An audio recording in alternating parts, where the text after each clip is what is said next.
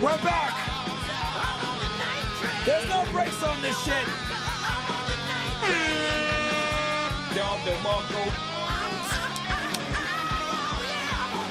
Y'all know what time it is. Let's get it mad.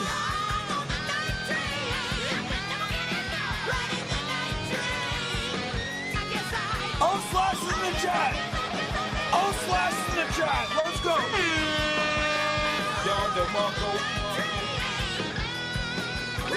Let's go, baby.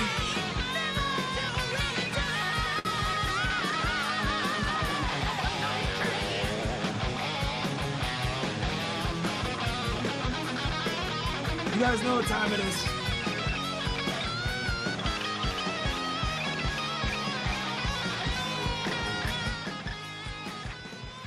The night train is in full effect. We are taking over, chat. We're taking over. We are live only on YouTube and we're live right now. We're taking over. We're live only on YouTube and excuse me. YouTube and Rumble right now. So shout out to all you guys that are watching this shit live. Shout out to y'all ninjas. Love you guys.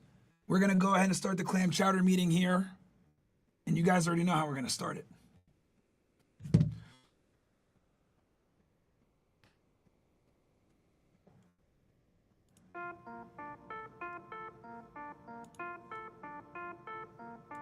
Hold on 1 second, chat.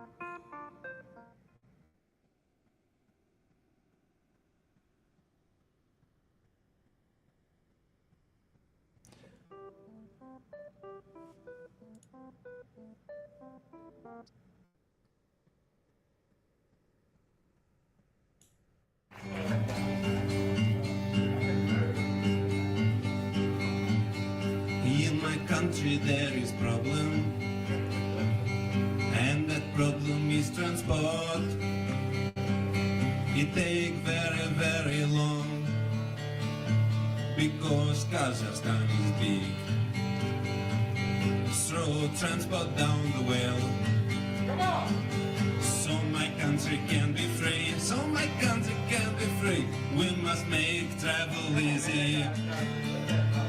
Then we have a big party. In my country there is problem, and that problem is the Jew. They take everybody's money, they never give it back. Throw the Jew down the well, so my country can be free. You must grab him by his horns, then we have a big party. If you see the Jew coming, you must be careful of his teeth. You must grab him by his money, and I tell you what to do. Everybody, throw the Jew down the well, so my country can be free. You must grab him by his horns, then we have a big party. Throw the Jew down the well, so my country can be free. It's on YouTube. You must grab him by his horns, then we have a big party. All right, what's up, guys? Welcome to this space. I got Dom in the house. I'm losing my voice. I'm on like my 10th hour of streaming right now. So this won't be the longest space, but we're live right now on YouTube, Rumble, etc. And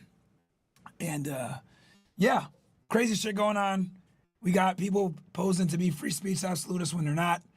We got tech bros being fucking scammers, and we got fires going on in fucking California. Absolutely crazy shit going on. Dom, I'll let you take it over from here, bro. First of all, man, can't believe they took your check mark again. Did they say anything, or once again just stole the whole organizations, or what was the deal? Took the organization. Oh shit, hold on. Yeah, took the organization, didn't say shit about it, nothing in the emails.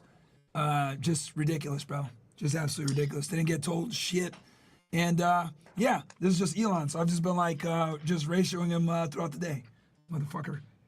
All right. So the other thing that I quickly wanted to bring up is, yeah, we've got these tech bros that are basically just manipulating all of X, trying to change the conversation. Like, not that what's going on in England is not a huge problem, but it's been a huge problem, and it's the only thing they're talking about. And like you had mentioned earlier, they're doing this all just because they got totally wrecked in this immigration argument. And I feel like, I don't know, man. I feel like it really changed the game as far as X is concerned. I mean, it's not a coincidence that right after this happened, he starts going on expletive filled tirades and basically just acting like Twitter's his own little personal pet, which is exactly how he's treating it. So I just think it's kind of crazy how.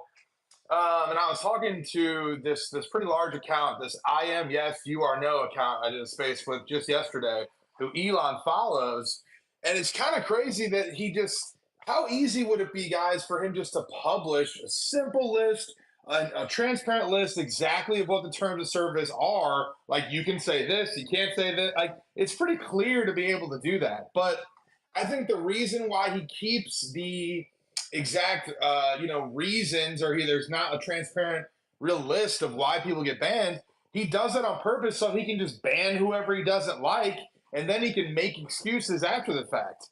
Like when the Groypers got banned, they literally didn't even give any excuse for like 2 days, and only after a few days did they come up with some stupid excuse saying, they're leveraging group chats or whatever, which wasn't even against the rules. The truth is they were just using the platform extremely effectively and embarrassing him on the topics at hand, the ones that he was particularly sensitive about. So, yeah, man, it's just wild. It's been pretty fucked up. It's crazy how, people's check marks are just getting taken, and they're all the biggest dissidents, dude. It's guys like you, guys like Jake Shields, there's Sam Parker, Dr. Lupus, all the Groypers, and they didn't even hide the fact with the Groypers. They just literally just wiped them all out and didn't even give an excuse. Just moved on.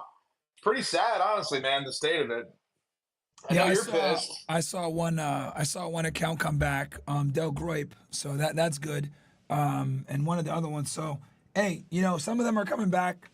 It's absolute bullshit what happened. It is what it is. Like it's funny because like after I got my verification taken, I literally like gained way more supporters and way more followers. So it is what it is, man. What are they doing with Owen? How's he doing? Dude, what's crazy is, so like we both got our verifications taken away on the same time because we were affiliated with this same group that like Loomer and Tunis and a couple other people. There's a bunch of people that were affiliated with this conservative OG group. But what's crazy, man, is when they took my shit, I got really pissed off. So I started posting like way more about immigration, to the point where actually one of my posts, I guess like broke the law in the EU or something. So Twitter didn't flag it, but the EU, like you couldn't view my tweet in the EU because I was just blaming immigrants and just, some of the stuff you like to say.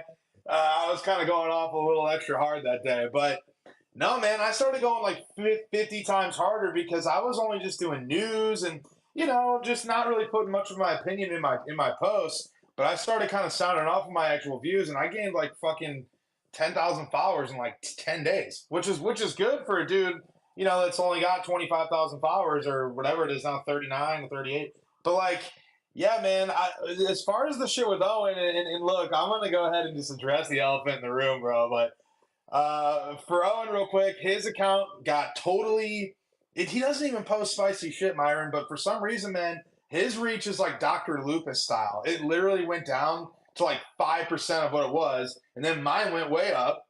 But let's be real, man. I don't know what the deal is, but Alex fucking Jones he humiliated himself this past week, bro. Like I'm not gonna go too crazy, But let's just be real. It was pretty rough. Say whatever you want to say, man. I'm on YouTube, so if you want to say. So yeah, no, you're good. You're good. No, you're good. You're good. You haven't said anything crazy. But say whatever you want, bro. I'm on YouTube. Just just be careful. Yeah, be mindful. But yeah, you good. All right. You good. Go ahead.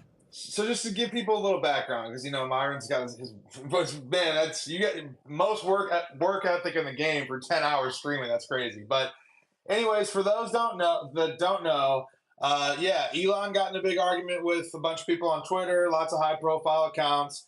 It ended up that he suspended not suspended, but he took away the check marks of almost like 100 accounts that were going against him.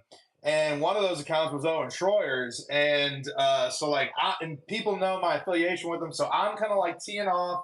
Laura Loomer and a bunch of other people are really being loud about the censorship and about this whole forcing this pro-immigration thing, which none of these MAGA tech guys were talking about during the campaign. But anyways, while this is all happening, in Owen's own, Alex's own employee's got his checkmark taken away. Alex is posting all these pro-Elon tweets. I'm talking about the ass-kissing level fucking, 11 out of 10. I mean, it was crazy. So he's posting all these stupid tweets saying, hey, Elon said to post more positive things. So here's a picture of a sunset. And he's being dead serious. And so I actually happened to comment under it. And I go, again, it's weird for me to do this because I'm professionally involved with this employee. But I just said, look, man, you are reputationally damaging yourself. That's how pathetic it looks when there's a targeted censorship operation going on X, and you're sitting here simping about X and Elon Musk when your own number 2 guy is literally lost his check mark and complaining about it. I was like, that's so dishonorable. And right under that, 2 minutes later, none other than Mr. Nicholas J. Fuentes commented too and said, hey, are you going to say something about, all the groypers that have been taken off? So just the fact, man, that this guy has been saying that he is the main gladiator in a fight versus globalism, only to side with the biggest globalist ever in Elon Musk against basically his entire audience, I just thought it was ridiculous, man. And I think it's a really bad look. And I mean, I feel bad to say that because I'm friends with so many people that work with him and everything. But look, I mean, he seems to be sold out, and I don't think it's much of a secret, bro. It's kind of pathetic. I know your voice is hurting, but what's your opinion, man?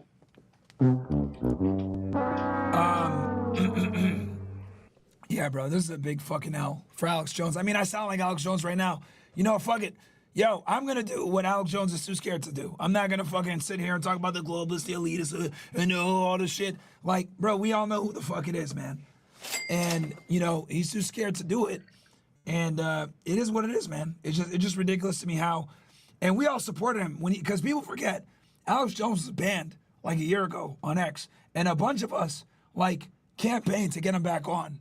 Hey, get him back on, unban him, support when the whole fucking InfoWars shit went down where they were trying to buy it June 1st. I remember the day. And I even pulled up my old tweets. I was like, yo, go to Infowars.com, go support him, blah, blah. And then I find it funny how some of his biggest advocates to help him get back on, they get their verification taken, they get fucking censored, whatever. He doesn't say a word, especially when I know that he probably has Elon Musk's phone number, bro. He definitely has Elon Musk's phone number, right? Can't fucking make a phone call, can't help guys out. So it's just crazy, bro. Jake Shields, Dr. Lupus, myself, all of us advocated for him to come back. So it is what it is, man. Really, really fucking bad. And he's losing a lot of credibility for that. And then obviously Nick Fuentes has been on the show multiple times. He's not helping him out with the grapers. Stu Peters, who he's had on the show, he's not supporting him. Then I heard that all of us are banned from InfoWars too, which I don't know if that's true. I mean, maybe you could verify or not verify. I don't know. But yeah, it's fun crazy, bro. And then he didn't even help his top guy, Owen. Go ahead, brother. Sorry. No, I was going to say, and then he didn't even help his top guy, Owen, which is ridiculous, like you just stated. Yeah, no, I mean, first of all, I don't think that everyone's banned. I think that Jake probably made him mad just from some of the things that he was saying. So I don't know about Jake, but as far as everybody else, no, man, he just has because I know that you've been on with Owen. There's no way that you're banned for whatever reason, and that's the thing, man. Is when someone quote unquote sells out, they're not going to like send you a postcard and be like, "Hey, what's up, guys? Yeah, I know I used to be a badass, but now I sold out." But you just have got to read the room, and so obviously it's like, no, he's not ever going to be able to ban someone like you from being on with someone like Owen or anybody else, because you go and have like big, whatever kind of conversations, especially with all like your law enforcement experience. You have a very varied background where you can talk about whatever legitimate things, spicy things, whatever it might be. But I feel like I just think Alex is sold out, man. I don't know exactly to who. And this is what's crazy. Here's an inside fastball for you guys. So this new Alex Jones network, he's being sued. He's not allowed to own it himself because they get to garnish every single bit of his money due to the billion-dollar lawsuit. So the people that are actually owning and doing all the store management and doing everything for the new Alex Jones network, it's called Bigly. And Bigly does the Hodge Twins podcast. And if you guys know anything about the Hodge Twins, which I know Myron does, dude, they have the most base people on possible. They had like David Duke on like a month ago.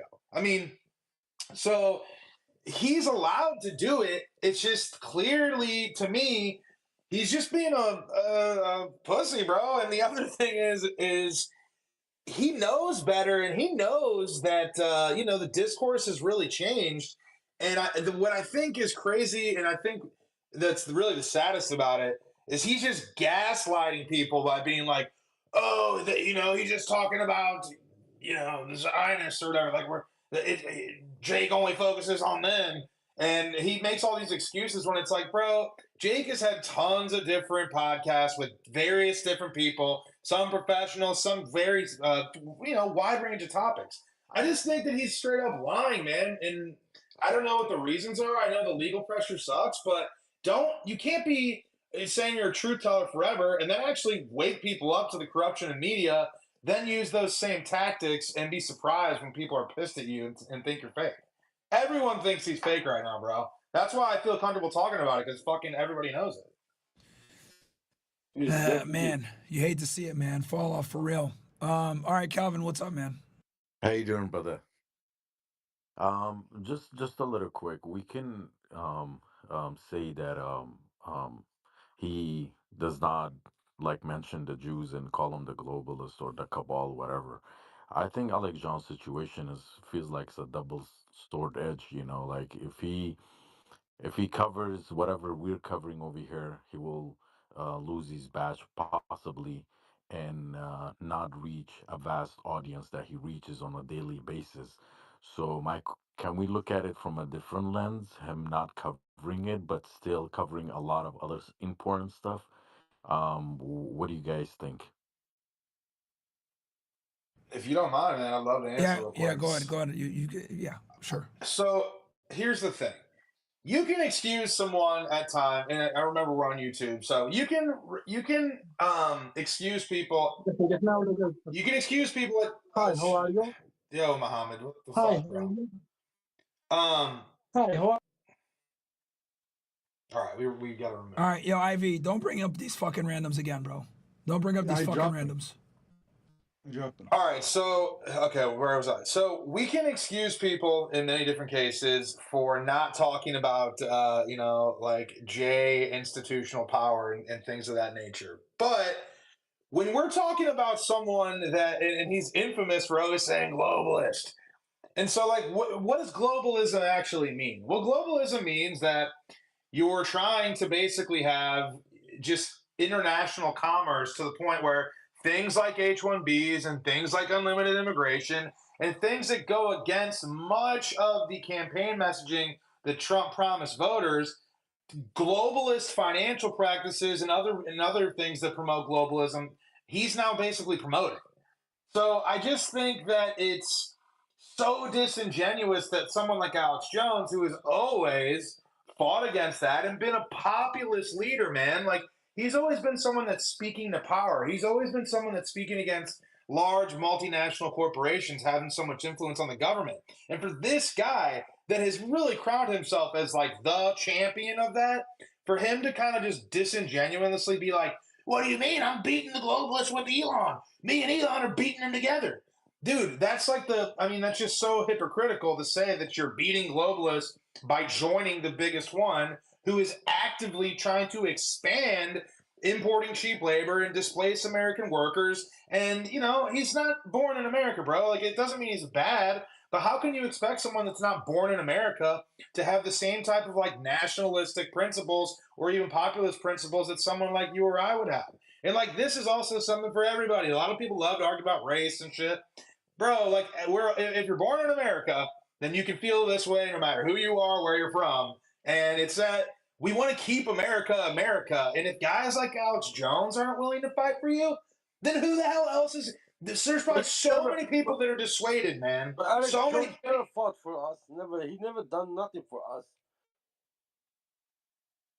Bro, don't fucking interrupt, man. Like, yo, are people fucking retarded? What the fuck is wrong with this guy? Bro, Well, like, don't fucking interrupt, man. Holy shit. Like, if you're up on a stage, it's a fucking privilege. Shut the fuck up when someone else is talking, man. Go ahead, bro. no, I appreciate it. My main thing I wanted to say is that if guys like Alex Jones that are supposed to be leaders of you know, political dissidents, political commentators, it's like if you're on a football team and Patrick Mahomes isn't willing to actually throw the ball and go to battle for you, you're not going to win, bro. Like you need your strongest soldiers to be in the fight. And when guys see people like Alex Jones just totally, literally just lie, and to people that know way better, man, I think it really discourages a lot of people to talk. A lot of people that maybe are like normies, or they're sort of like halfway in, halfway out, and actually having like based, aka correct political takes. A lot of them see Alex Jones quit and go, well, you know, maybe it is okay. And it's like, no, bro, it's not okay. He just sold out. So I just think he's being a fraud, and I think that you know, I told Owen even, I said you should just debate him, bro. Because honestly, like I guess that's awkward doing that to your boss, but his beliefs are dog shit.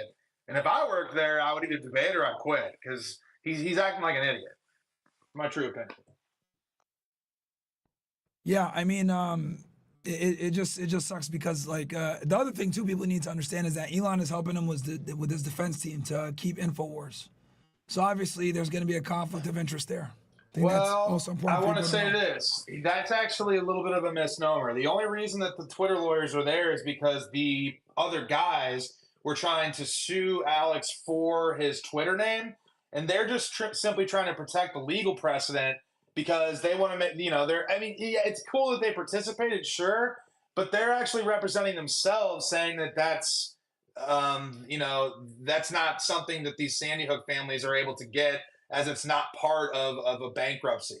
Like that's a personal account is not part of, you know, you understand how important that was though, right? Because for them to defend that case means that they can't take someone else's account if they get sued for something similar. So that's why they were there. They're not helping Alex in his personal case, but they were there for that aspect, just to provide some clarification.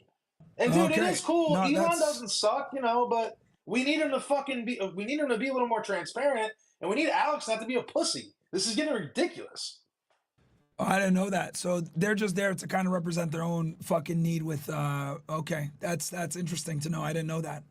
Wow. Well, he loves to frame it as dude, that's the thing, man. And like, and that's the other, like, I've been silent forever. I don't hate the guy. I really don't. He's not a bad guy personally, but he stretches the truth really hard and he's lost credibility. And I'm sick of, it's like watching George Foreman. If anyone knows who that is, he's an old fighter. It was like this guy used to fight when he was like 60 years old in the championship, bro. It's like like watching Alex Jones now is like watching Mike Tyson fight when he just fought Jake Paul. It's like, bro, we get that you were a legend, but if you're not going to throw any more haymakers, just leave the ring. We got big boys now that are trying to actually advance things, and when you act like him, honestly, it makes the messages and it makes the sacrifices for a lot of the things that Myron says, it almost really hurts it. Because people do they think that Alex Jones is a credible, legitimate source of information now. And it's like watching Sean Hannity, bro. It's like, it's not cool.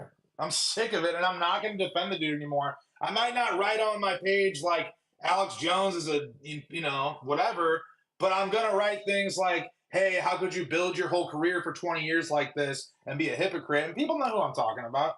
So it is what it is, man. Fall from grace is real, man.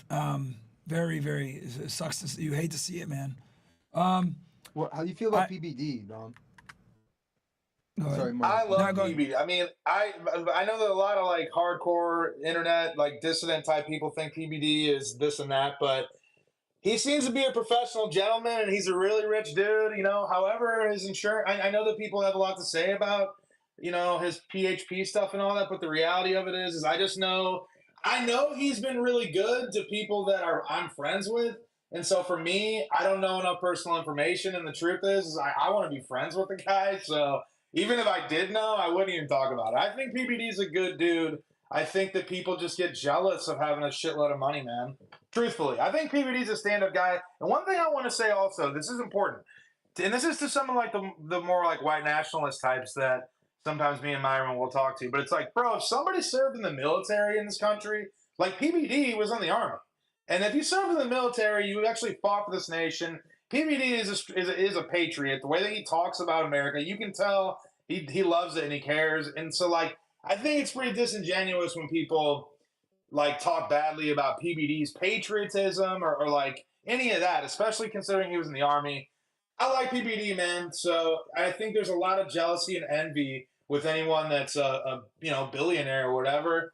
But yeah, so it's just like sometimes people just dig too hard into people's lives. Like we've all had lives, we've all made mistakes, we've all done some shit.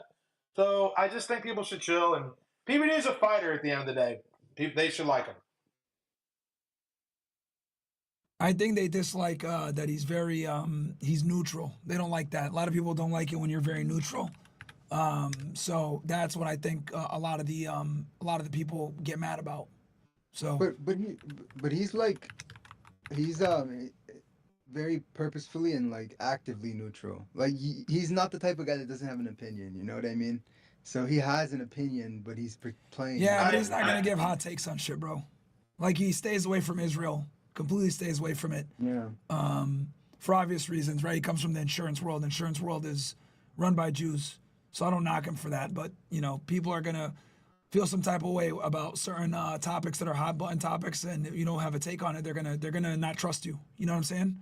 That's what it really comes down to. People don't trust you when you don't have an opinion on a hot take or a controversial topic. Hey, this is a good indication though for people, because I know sometimes people get upset if certain commentators or public figures don't talk about certain subject matters. But the reality of it is I think a good barometer, a good temperature check is if they're willing to platform super controversial people, even though they may not espouse controversial views themselves, but if they even platform them at all, I think that's says a lot about them. And I know that a lot of people have complained that PBD hasn't had Nick on. At least he had him on one of his family shows or whatever with Sosnick or whatever, and that was pathetic. But what I wanted to say is he had guys like Thomas Rousseau, who is the leader of the Patriot Front, who is like literally one of the most controversial guys. He's banned on Twitter still. He's had several other. He's had like Bassa, what's his name? Bassa Youssef. Like Bassa he's Youssef. yeah, like he's had some people on, man. Well, where, Bassem Youssef isn't like based like that. No, I know, but like, I shouldn't have put him in the same thing as Thomas Rousseau. And to be honest with you, I'm blanking on the other guy I was thinking of. But Dan. He had Dan. But what I was going to say is Dan Bilzerian and Thomas Rousseau. Those guys are absolutely. Those dudes are nuclear to have on your show. Like, and if you ever look up Thomas Rousseau, and you'll see, guys, like he's the Patriot Front dude, where they have like uniforms and they do they're like pretty hardcore. So the fact that PBD had those guys on, I think that I think he's a good man, and I think that he has an inquisitive mind, and I honestly think he'll have Fuentes on eventually. I really do. I foresee that happening eventually. I just think it's going to be Nick, Myron, he'll be more than cordial, and it'll be a great conversation, I'm sure. But I think that's going to happen, man, just because, he's already talked to so many other people. Do you think he'll talk to him? I don't think so because he's scared of YouTube. That's what I think. I want him to do it, but I don't think he will because he's scared of you. Everybody saw what happened to us, bro. So a lot of people are going to be scared off of that. You know what I mean? Because they're going to look at it like, oh shit, like, you know what I mean? So I don't know. I just don't see people like taking that risk because we got put on the YouTube fucking like hit list once we had him on. Not that I regret it at all. You know what I mean? But it's just really fucking lame how yeah. No, I get it. I just figured maybe he just like, I mean, I know you know the YouTube game. I don't know how it works, but I figure like once you're big enough, man, there's got to be like somebody at least sometimes on the inside that maybe can give you an idea. Like, yeah, if you get permission, you can have them or whatever. But yeah, I understand it, man. Especially for dude. I told YouTube I was gonna do it, and I still got fucking hit. A lot of people don't know that. I even talked to them about that shit beforehand, bro, and still fucking still got hit, man. See, that's the problem with a lot of these tech companies, and honestly, man, that's probably one of the issues that's happening on X right now. Is like there's just a lot of irons. Like there's so many people that have access to it. So like you could like there could be some support people that are like, oh, this guy's based, and they just let it fly. But it only takes like one disgruntled or one racially sensitive person to be like, oh, and I think, and like I'll be careful, but I do think that just it does happen to be a thing where there are a lot of programmers that work for X happen to be Indian. So like if you are particularly sharp with criticism of them, I feel like people can talk about like the Jays all day, but if you talk about the other Jays, bro, it's not legit. Like you get literally banned right away. Yeah. So it's crazy. Yeah, it's for sure, absolutely, and YouTube is super woke. You know what I mean? I saw an article today where they said the guy Neil with a Mohan, whatever his name is, he said that YouTube is a free expression app. I almost fucking lost my shit when I saw that. I was like, that's the biggest fucking lie ever, bro. It's not a free expression app whatsoever. It's one of the biggest fucking lies I've ever heard. But, it is what it is, right? What do you think about Zuckerberg, man? Speaking of the freedom of expression, I think that's all bullshit, and he's just doing it because, like, that's the direction that pop culture and I think even Hollywood is going to go pro-Trump at some point, just because. Like, man, once the billionaires and once all these people are behind you and the globalists or whatever, it's like, dude, I think that they're going to try to make it to where free speech is cool. But what they'll really do is, like, what they're doing kind of, not necessarily to you because you still got some decent engagement and shit, but, like, what they're doing to, like, lupus and stuff, they'll just, like, ban you without really banning you. And that almost makes it worse, I feel like. Yeah. That's what I think Instagram's going to do. Yeah, because what they do is like, and I said that before. It's almost worse when they just like take your reach away or they demonetize you, because what they're doing is they're sending a message to everybody else. So I would say it's actually more nefarious to fucking ban someone or take their reach or demonetize them than outright banning them, if that makes sense. Because you're using that person as an example to everyone else. Like, this is what happens if you cross me. You're going to lose your money. You're going to lose your reach. You're going to lose everything. So I would say it's even more evil to do that than it is to ban someone outright. So, and he does that on purpose because he looks at it like, okay, maybe because that way he can still maintain the whole gimmick of I'm free speech. But are you really? No, you're not. You know what I mean? You're not at all. So that's what it is. But like these billionaires, what I realized about these billionaires is they're all pieces of shit, bro.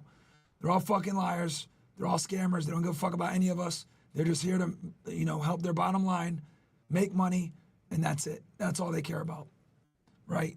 That's why with the H-1B shit, he pushed the H-1B visa, and he got criticism, and then he said, you know what, fuck this shit. Let me go ahead and silence these guys for criticizing me on this shit. So, yeah, man. Ivy, did you have something else? Or Bonley, I saw that you have your hand up. I just realized. You had something you want to add? We didn't get a chance to let you respond. Yeah, no, thank you. Dominic, I agree with what you said, but this is my personal opinion. I like to give Alex Jones the benefit of doubt. I believe he was personally been told to not touch, these two subjects, and he values his reach of audience on X a lot, considering he's been banned from all the major platforms for so many years. So for him to spread the message and talk about all the other, like 99 other stuff that's been going on in this country, is more valuable to him, if that makes sense. You know what I mean? A worst case scenario, I mean, if he touches these two subjects, he will get either shadow banned and or not gonna reach his audience. So I mean, he knows it's a battle that he cannot win. So he's quiet for now. He knows what's going on. He knows it better than all of us. So this is just my opinion. I believe, yeah, You're thank you. you're good, dude. There's a specific reason why I feel a certain way about Alex Jones, and it's that he played dumb and was posting all this like gushing over Elon stuff when there was his number two guy and a bunch of famous journalists and public figures that he knows that were actively in the middle of really the only significant big time Twitter mass suspension or mass restriction or taking away of the check mark that's ever happened. So the fact that he and I get it's Christmas and all that, I understand, but it was several days into it though, and he just kept doing it. And when he got really pressed on it, his reaction was like overly performative. It seemed like it was pretty inauthentic, and it just seemed fake, bro. So I don't know the reasons, and I sympathize with him greatly. I realize all the arrows he's taken over the years, but I just think it's safe to say that, yeah, man, it's like watching Fox News now, and I don't think that that's mean. I think that's just the truth. I think most people agree. Otherwise, they'd be in my comments telling me to go jump off a bridge or something. But everyone's just like, yeah, you're right. Same with Myron, I'm sure. The comments are probably like all positive for you, and there's barely anyone defending him because we're right. Yeah, the biggest thing is you don't take over a platform, say you're for free speech, and then start censoring people when they start making political speech, especially when it's nothing even that crazy. It's H-1B visa disagreement, bro. Like, what the fuck? You know what I mean? Like, seriously. Yeah, and that's the reason why he doesn't have clear rules about it, because that way he can just take off whoever he wants. Like there was a couple anonymous accounts. Like there's this guy. I don't even want to share who he is just because he's awesome. But he actually is an MIT graduate, and he like went to college when he was like 14 years. Like this guy's like a genius, and he's just an anonymous account on here. But I learned who he was, and all it was true. And I mean, he was ratio and Elon like crazy, enough to the point where I reached out and I was like, "Hey, man, I'm not gonna lie. Like, there's not really any anons that sort of like have all that information.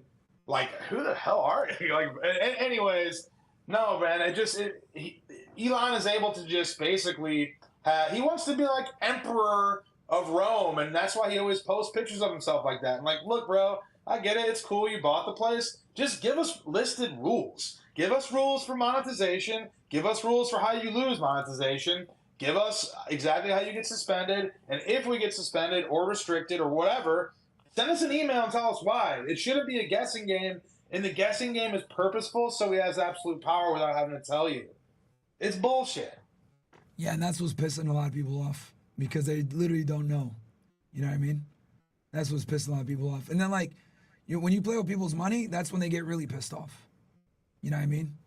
So, all right, we could bring some people up. What this? David, man. All right, go ahead. I got one other thing I want to say real quick Yeah. about this YouTube ahead. shit, or about the X.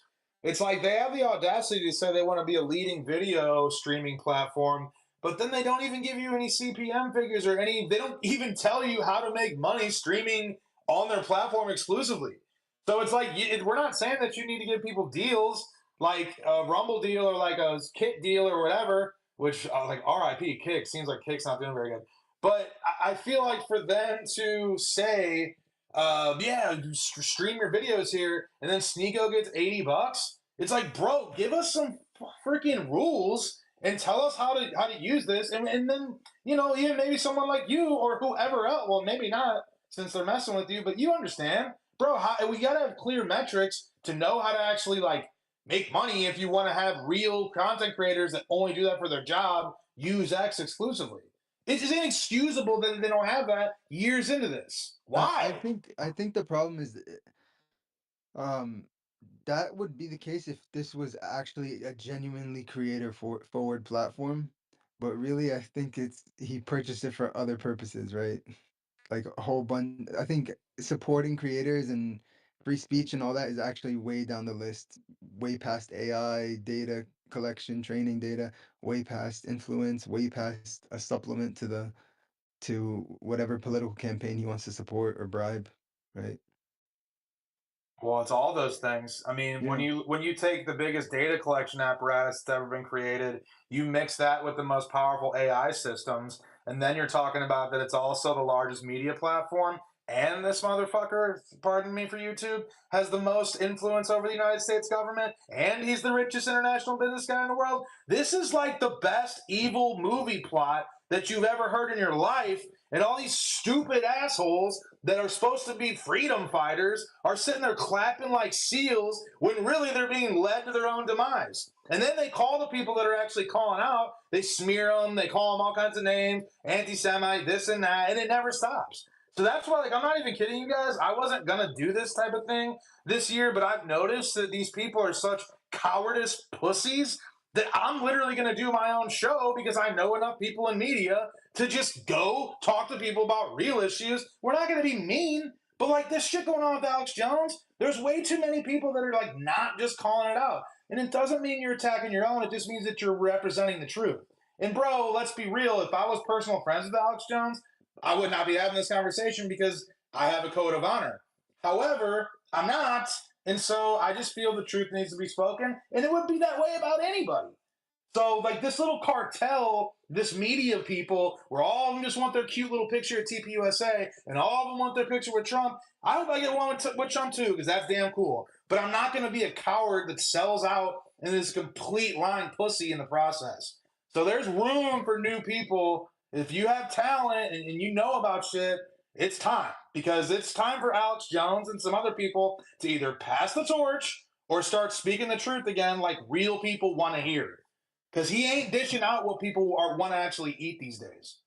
You know what's funny? You, everything we're talking about Alex Jones basically describes someone who I really don't understand, and I want your guys' opinion on. Lex Fridman. Dude, This, zero talent. I don't understand how the oh guy's my fucking God. famous.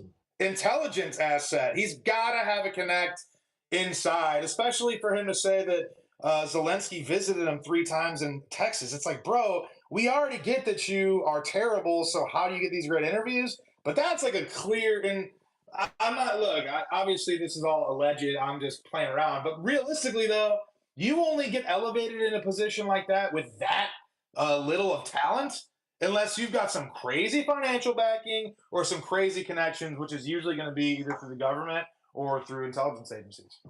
They almost look like they're related. They look like the same person. They have the same phenotype.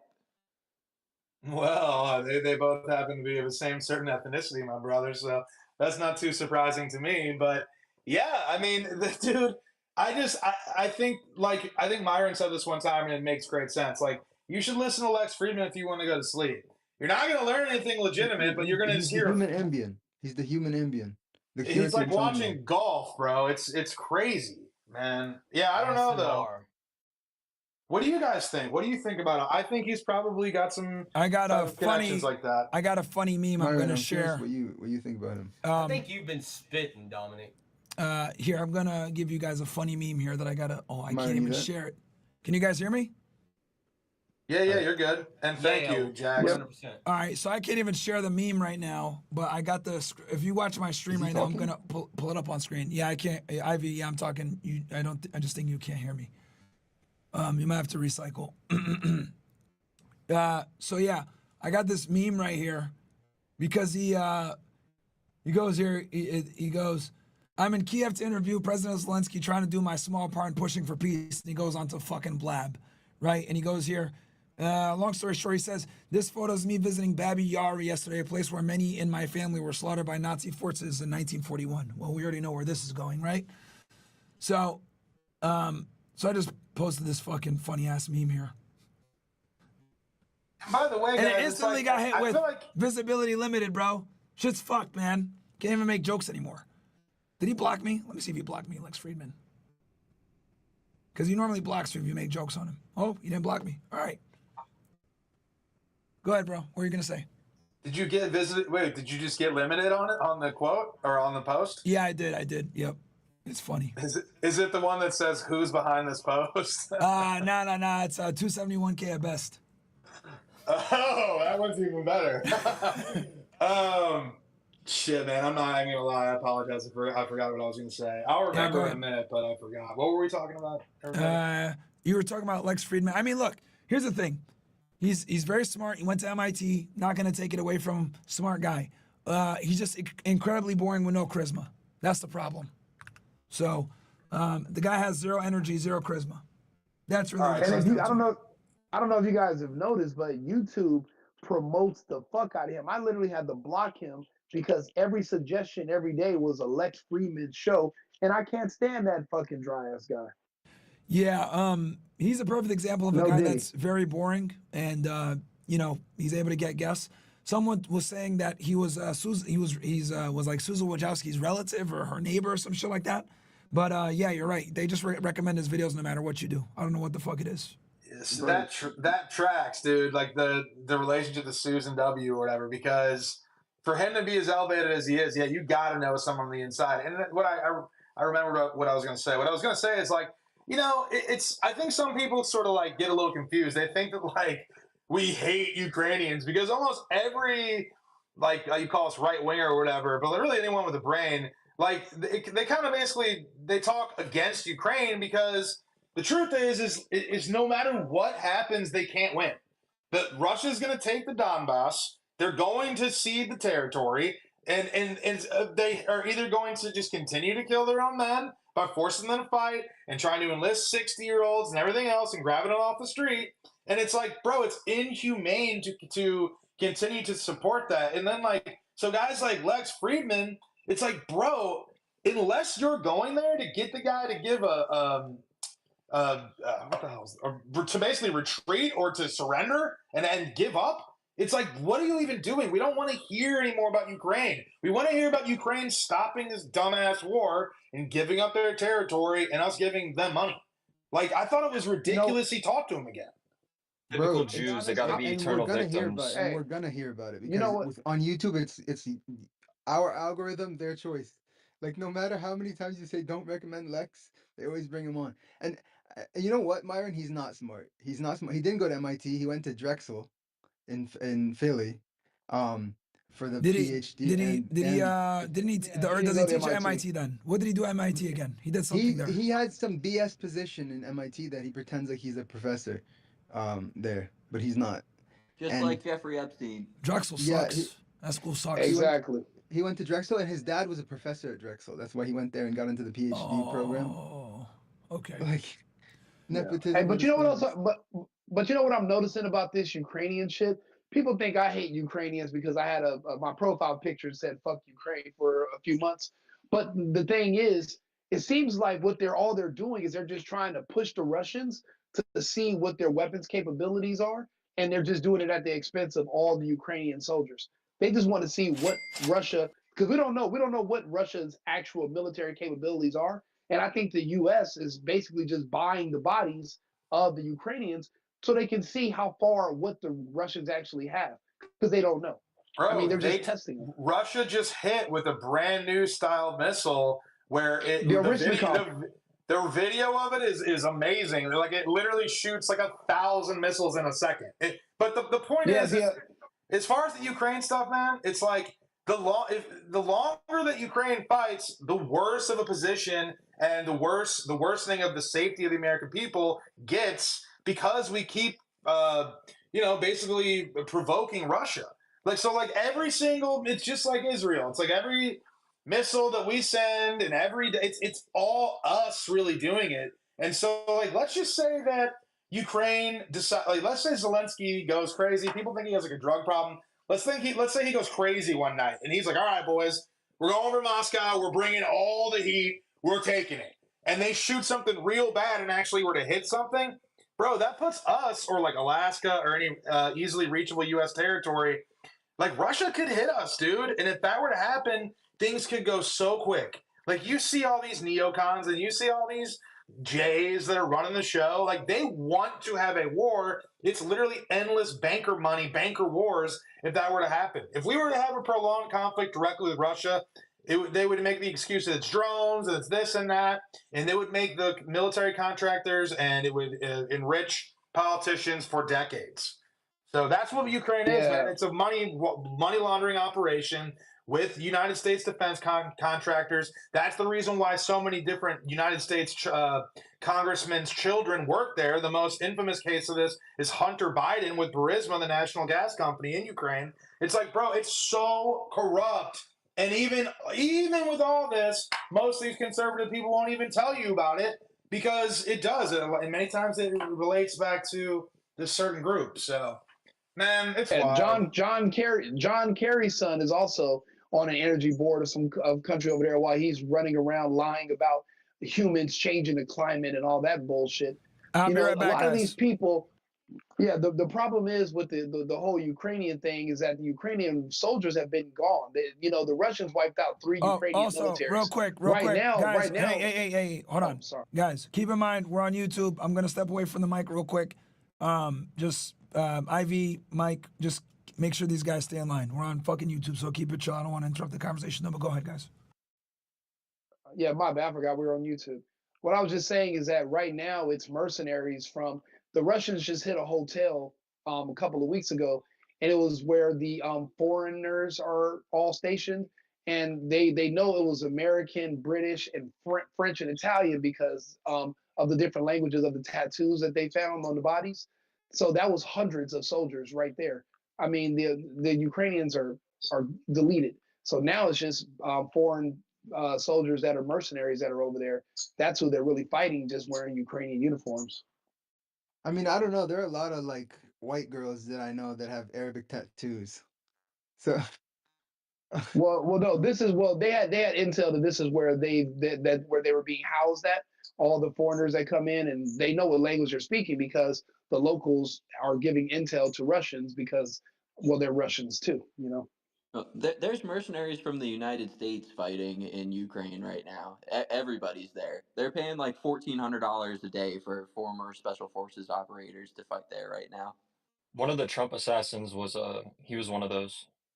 Remember at the golf course? Also connected to Fort Bragg. Yeah. All right, really quick, I want to bring up, unless we can talk about Ukraine as long as you guys want, but I just want to bring this up because it's a trending topic right now. But I have some particularly sharp opinions on this whole Canadian annexation talk. I mean, to be honest with you, I think it's absurd.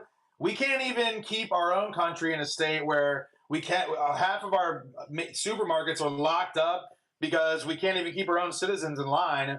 And we're talking about taking a territory that's literally filled with, for lack of a better term, hardcore libs and foreigners that they're even too foreign for Canada, where they're like, oh, you can do assisted suicide and all this other or assisted. Sorry, I know, my bad. But yeah, but you get what I'm saying. It's like, bro, it's insane for us to be doing it. And what they're trying to do, guys, is they're trying to give you this fantasy fiction story to make you feel good, because the reality of it is all the things that they ran on, which were all nationalistic, total populist messaging, like we're going to deport these people, and almost like the South Park episode, like, oh, you're going to take your jobs, like that type of style of rhetoric. And then now, the minute that they win and Elon Musk makes a big stance on importing foreign workers, the next thing you hear is Donald Trump talking about offering amnesty to these dreamer illegal immigrants and talking about taking Canada like it's some conquest. Like, newsflash, you got to be a nation of conquerors if you want to go conquest the nation. All that's going to happen is, if we take Canada, is all those stupid pussies that live there are going to be granted amnesty and rights of citizens within the next administration, because that's what always happens. Increasing the liberal vote 100%. Bro, if you think fucking sorry, man, I know we're on YouTube. If you think that California is bad, dude, Canada is like its trans, polyamorous, abused stepsister or something. It's terrible. Indian, or excuse me, not bad actually. whatever. Anyone but something different. We have no problem with those people. I apologize to my friends. But you why it's even being taken seriously. I don't like why is this actually? Does anyone actually? These people like fucking DC Drano and Charlie Kirk and the whole gang, and some of these guys, dude, I like.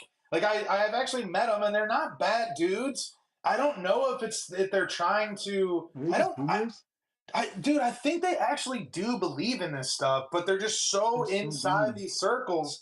Yeah, but when I see them all post in unison the same videos, and it's like, isn't it freakish how they all post the same thing at the same time? It's like you'll see the Greenland video, and then you'll see 8 other influencers that are pretty big, over 500,000, with that same exact video. Maybe one will like do a caption on it, but that's it. And they work in unison like that, and that's why it's weird that Elon Musk has so much influence because you've seen the it's literally the Con Inc. garbage, like that whole like America, my MAGA, your hands off of my rifle, black fucking rifle coffee, all this bullshit. Oh my god, I cannot stand this. It's so manufactured and fabricated, and it just appeals to the lowest common denominator, the most low IQ boomers in the MAGA tard movement. Basically, that's who's falling for this BS. Oh, buy Greenland. Oh, fuck Canada. 50 Yeah, it's smoke and mirrors for sure. It's such a good. The biggest problem, guys, is like anyone that isn't one of these type of like go with the flow or go with this whole like Trump war room group of influencers, like if you try to offer, because like if you try to offer reasonable criticism, they just label you as fringe. That's all they do with me, like or anybody else. Like if you go past a certain threshold, they just try to label you as fringe or smear you to discredit your views, and that's the reason why like a lot of people that do this, and like the best example, honestly, is Nick Fuentes. Like, and the reason they're afraid of him is because he's such a good orator. He actually has, incredible ability to retain information and actually express himself in ways that sound very logical. They sound reasonable, and other people say those same ideas in ways that they're not well articulated, and they sound dumb, and they sound oftentimes too extreme for people. He's incredibly focused. Like he doesn't fall for these shiny object tricks. Like, hey, look, 51st state, guys, look over there. But the thing is there's a reason why, like, if you try to think of like anyone to compare him to, there's very little, because they just push everyone out of the way. Either that or they just buy them out. There's plenty of people that start off super based, and then 2-3 years into it, they are kind of absorbed into the whole thing. Either that or they're chewed up and spat out. So that's why I think it's important. Like, there's certain things I don't necessarily say because I want to still remain in certain circles so that I can at least have the chance to maybe influence or, in other words, infiltrate some of those, influential circles of people. Because, like, bro, I'm telling you, maybe you might not love Charlie Kirk, but if you get a chance to go out to dinner with Charlie Kirk for a few hours and he really likes it and you get his phone number, and you might actually be able to make some changes sort of behind the scenes just from being in the right network. So I don't know, man. It's complicated. Yeah. We got to do something about this, how toothless the right wing is right now, because it's fucking bad. No, I completely understand. I have to check what I'm going to say because I don't want to cede territory by losing the ability to talk on YouTube or to be in certain spaces because I say exactly what I want to say. Sometimes you got to just get along a little bit so that you can be in those spaces in the first place to kind of enact some change from behind the scenes. I mean, there's nothing wrong with that. I mean, that's really just being strategic in a way. Yeah, as long as you're not like totally deceiving your values or straight up lying, sure. I what I just call it is just using tact and just sort of really thinking about the kind of language you're going to use, because you can sort of say some pretty some pretty incendiary or extreme stuff, but if you frame it in a way where it's coming from an academic or an educational lens, and also like if you're funny or you got like a warm personality, that's very disarming for people. So like it takes a combination of different factors, but you can influence reasonable people in positions of power, but you got to get to the table first, and that's going to require you not dishonoring your values, not self-censoring, but being smart enough to know there's certain crowds you can say certain things in, and there's certain crowds where you can't.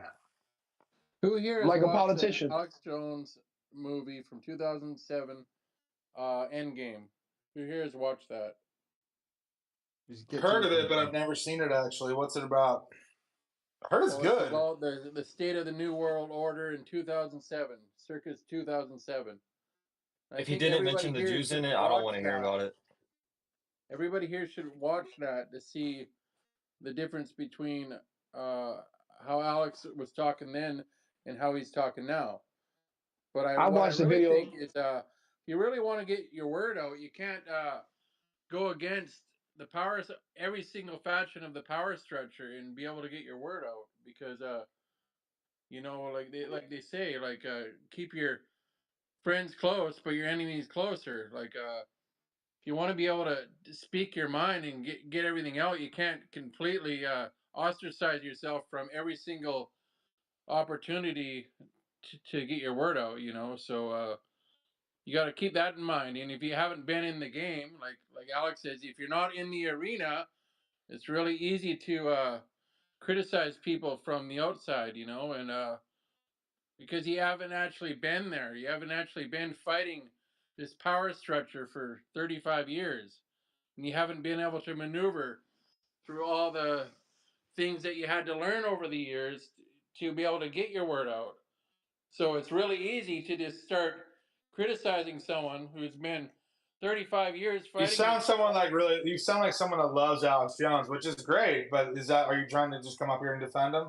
No, I'm not saying about that. I'm just No, talking I get about his reality. point though. I Period. mean, It's not even about Alex. I get his point. You're yapping though, Mike. But Dom, I will say though, before Alex was reinstated on X, like who was checking for Alex Jones? You know, like who was actually listening? I was not actually like hearing his takes. I was not hearing things he said. I wasn't seeing any controversy or anything in the news really about him. He was kind of away. Like he was there, but it was just his hardcore fans. He always had he has a very hardcore he at least always did had a very hardcore dedicated audience, enough so to where when they got taken off YouTube and taken off all social media, X or Twitter, all of that, and they even got taken off the App Store on iPhone. So and that's one of the reasons why he was very financially successful, is because he was able to funnel everybody over to his own site, which caused that means that you go to your stream, the same place where you're streaming, you got your store right there, and it's like he constantly would do, some people would joke and call it infomercial wars, because he constantly plugs products in the middle of the shows. But it's like, that's probably people, I don't know if they call it that, but I do. Anyways, though, it's like he would sell products so hard, but when you're selling all your own stuff and no one will work with you and you're having your own manufacturers and it's all kind of like a vertically integrated business, you actually make way more money. So in the end, that actually benefited him for quite some time. And it is a testament to, his character and his testicular fortitude as far as him being able to still maintain an audience without being on social media. But yeah, it was mainly just his hardcore viewers. And what happened is when he got replatformed on X, which I'm going to be real with you guys, like a lot of that happened, honestly, because I started a Twitter account for Owen Schroyer when he was in prison. And then the account ended up like getting way more traction than people suspected. It got like almost 80,000 followers in 2 months. People like ALX and other people started calling for more people from InfoWars to get reinstated because, I don't know, they just, whatever, because they thought Owen was tweeting literally from jail. So, I don't know, man. I think that ever since Alex got back on X, he has gotten platformed by such mainstream people. He's like a mainstream speaker with Tucker and TPUSA and, General Flynn and all this stuff. And I think he's just going away from being base, bro, intentionally. And I think that him siding with Elon Musk in the quote-unquote MAGA war against his populist base, or at least what makes up 80% of his audience, I think it's going to be tough. I think that it'll be tough treading for him. People will come back. He's got a huge audience. He's a nice dude and all that, but I don't know, man. The content's been slacking. I disagree. I think he's just being tactful to be able to keep a platform and reach tens of millions of people, because he knows that if he wasn't the way You it don't is have being to be right now. tactful to side with the billionaire globalist when you've been saying for 30 years that you're fighting globalism, brother. It's not about whatever he's saying. I'm not telling him to talk about Zionism or the group associated with it or any of that. We're on YouTube. But it's like, what I'm saying is he is taking a political position that is unpopular with nationalists and populists in America, and therefore he is going to hurt his ability to have good programs and be a popular show. And let me also add, and this is just the reality of the situation, and this isn't like a shit on Alex Jones party, but I feel like there's so many people in this industry that they're not able to clearly articulate these ideas that I know to be factual. But like InfoWars, which was an independent broadcasting network when places like Fox News and CNN and MSNBC and everybody got their news from real TV, ever since the dawning of platforms, video streaming services like Rumble, YouTube, etc., InfoWars is basically a channel that could be on Rumble. It's not anything that sets it apart because radio or all broadcasting has changed. So now people like Alex Jones, they have way more people to deal with in a marketplace. And so like now with the internet and X and everything else, stuff moves fast, man. And when people start to not trust you, and there's also people that are saying based shit that that really resonates, I think it's very feasible that he could easily lose a platform or at least a large portion of it if he continues to say things that are unpopular with the American people. And they fucking are. I think you have a misconception of what's actually popular because you realize that he reaches over 100 million people sometimes. Will you On admit X you're here alone? just to defend Alex Jones? No, I'm not saying. No, I'm just saying. I'm talking about reality. Because are you from Canada? He reaches over 100 million people sometimes. Are you Canadian? It definitely sounds like. Are you American? And I don't mean that defensively, but are you Canadian? I'm not. But I've been okay, well then your fucking opinion doesn't matter. I'm talking about American nationalism. No, dude. No, what I'm okay. How do I mute him? How do I mute this dude? All right, let me step in here real quick, bro. I think you're missing the whole point here. Dominic. So it's very simple, man. When you've been working really hard on exposing the establishment, the globalists, the elitists, the billionaires, the corrupt motherfuckers, right? By siding with someone who clearly embodies that, Elon Musk, right? You make yourself lose credibility. That's all he's saying, bro. And the reality is, Alex Jones, you know what? Fuck it. I'm just going to switch to Rumble real quick so I can say this shit. Hold on. Give me 1 second, chat. I'm going to, because I don't want to fucking have Hey, can I ask a question really quick? Hold on, dude. Hold on.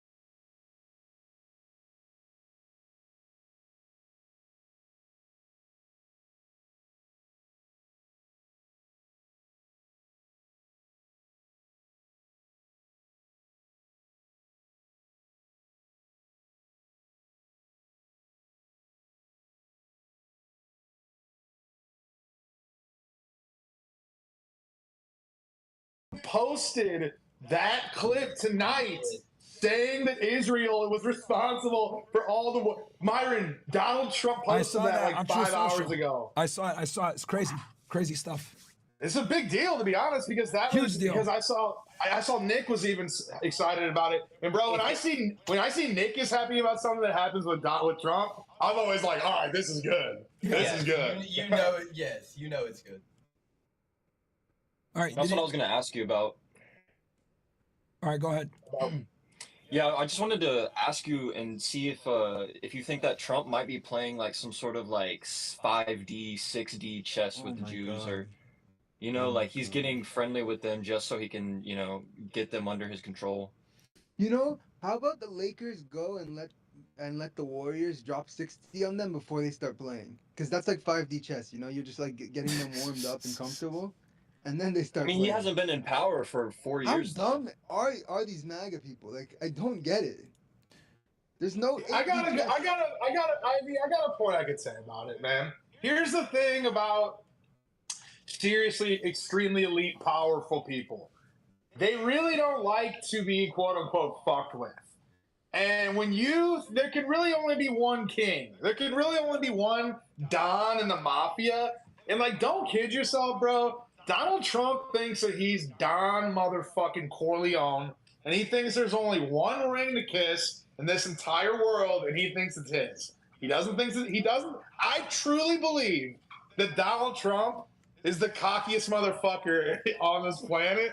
And I that's the one thing and it's the main reason that I still have just a little belief, because I think in some hardcore face-to-face meeting, he might straight up tell Netanyahu, suck my cock, we're not giving you another fucking dollar, clean it up with Iran, and I'll be on my way. And I don't think... Guys, follow all these accounts, by the way. Quick announcements before we get back into this thing.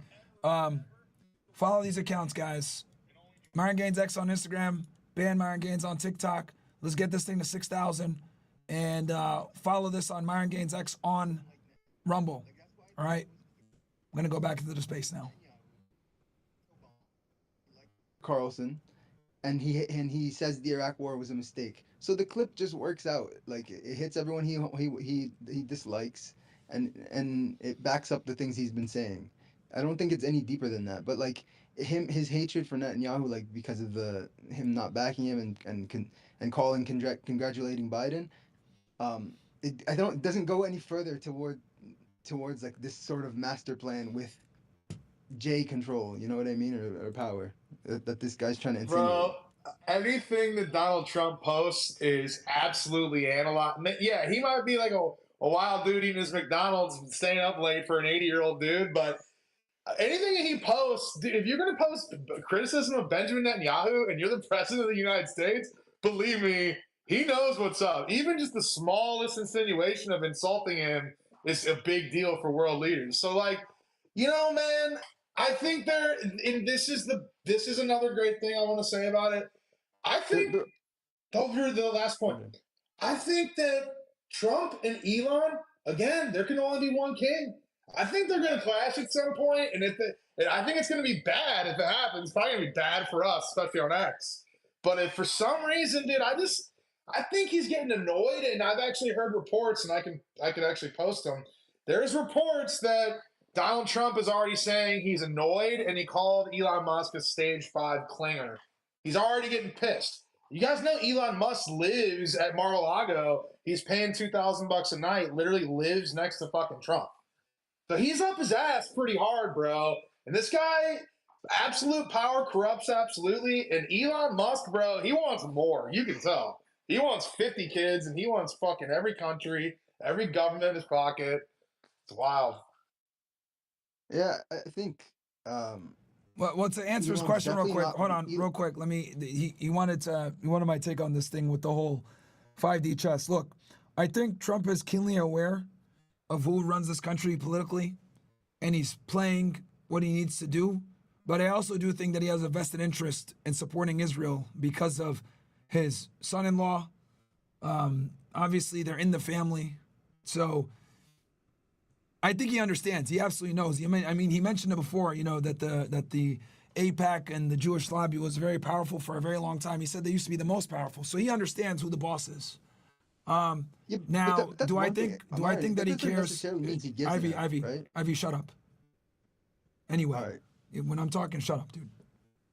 All right. So, I don't think that. I think he knows who has power. I think he understands who runs shit. I think to him it looks like, well, I'm not really going to get in their way, and if anything, I'm going to help them because they are powerful. So I think he's more pro-Israel than Biden is. I definitely think he's more pro-Israel. What are you going to say?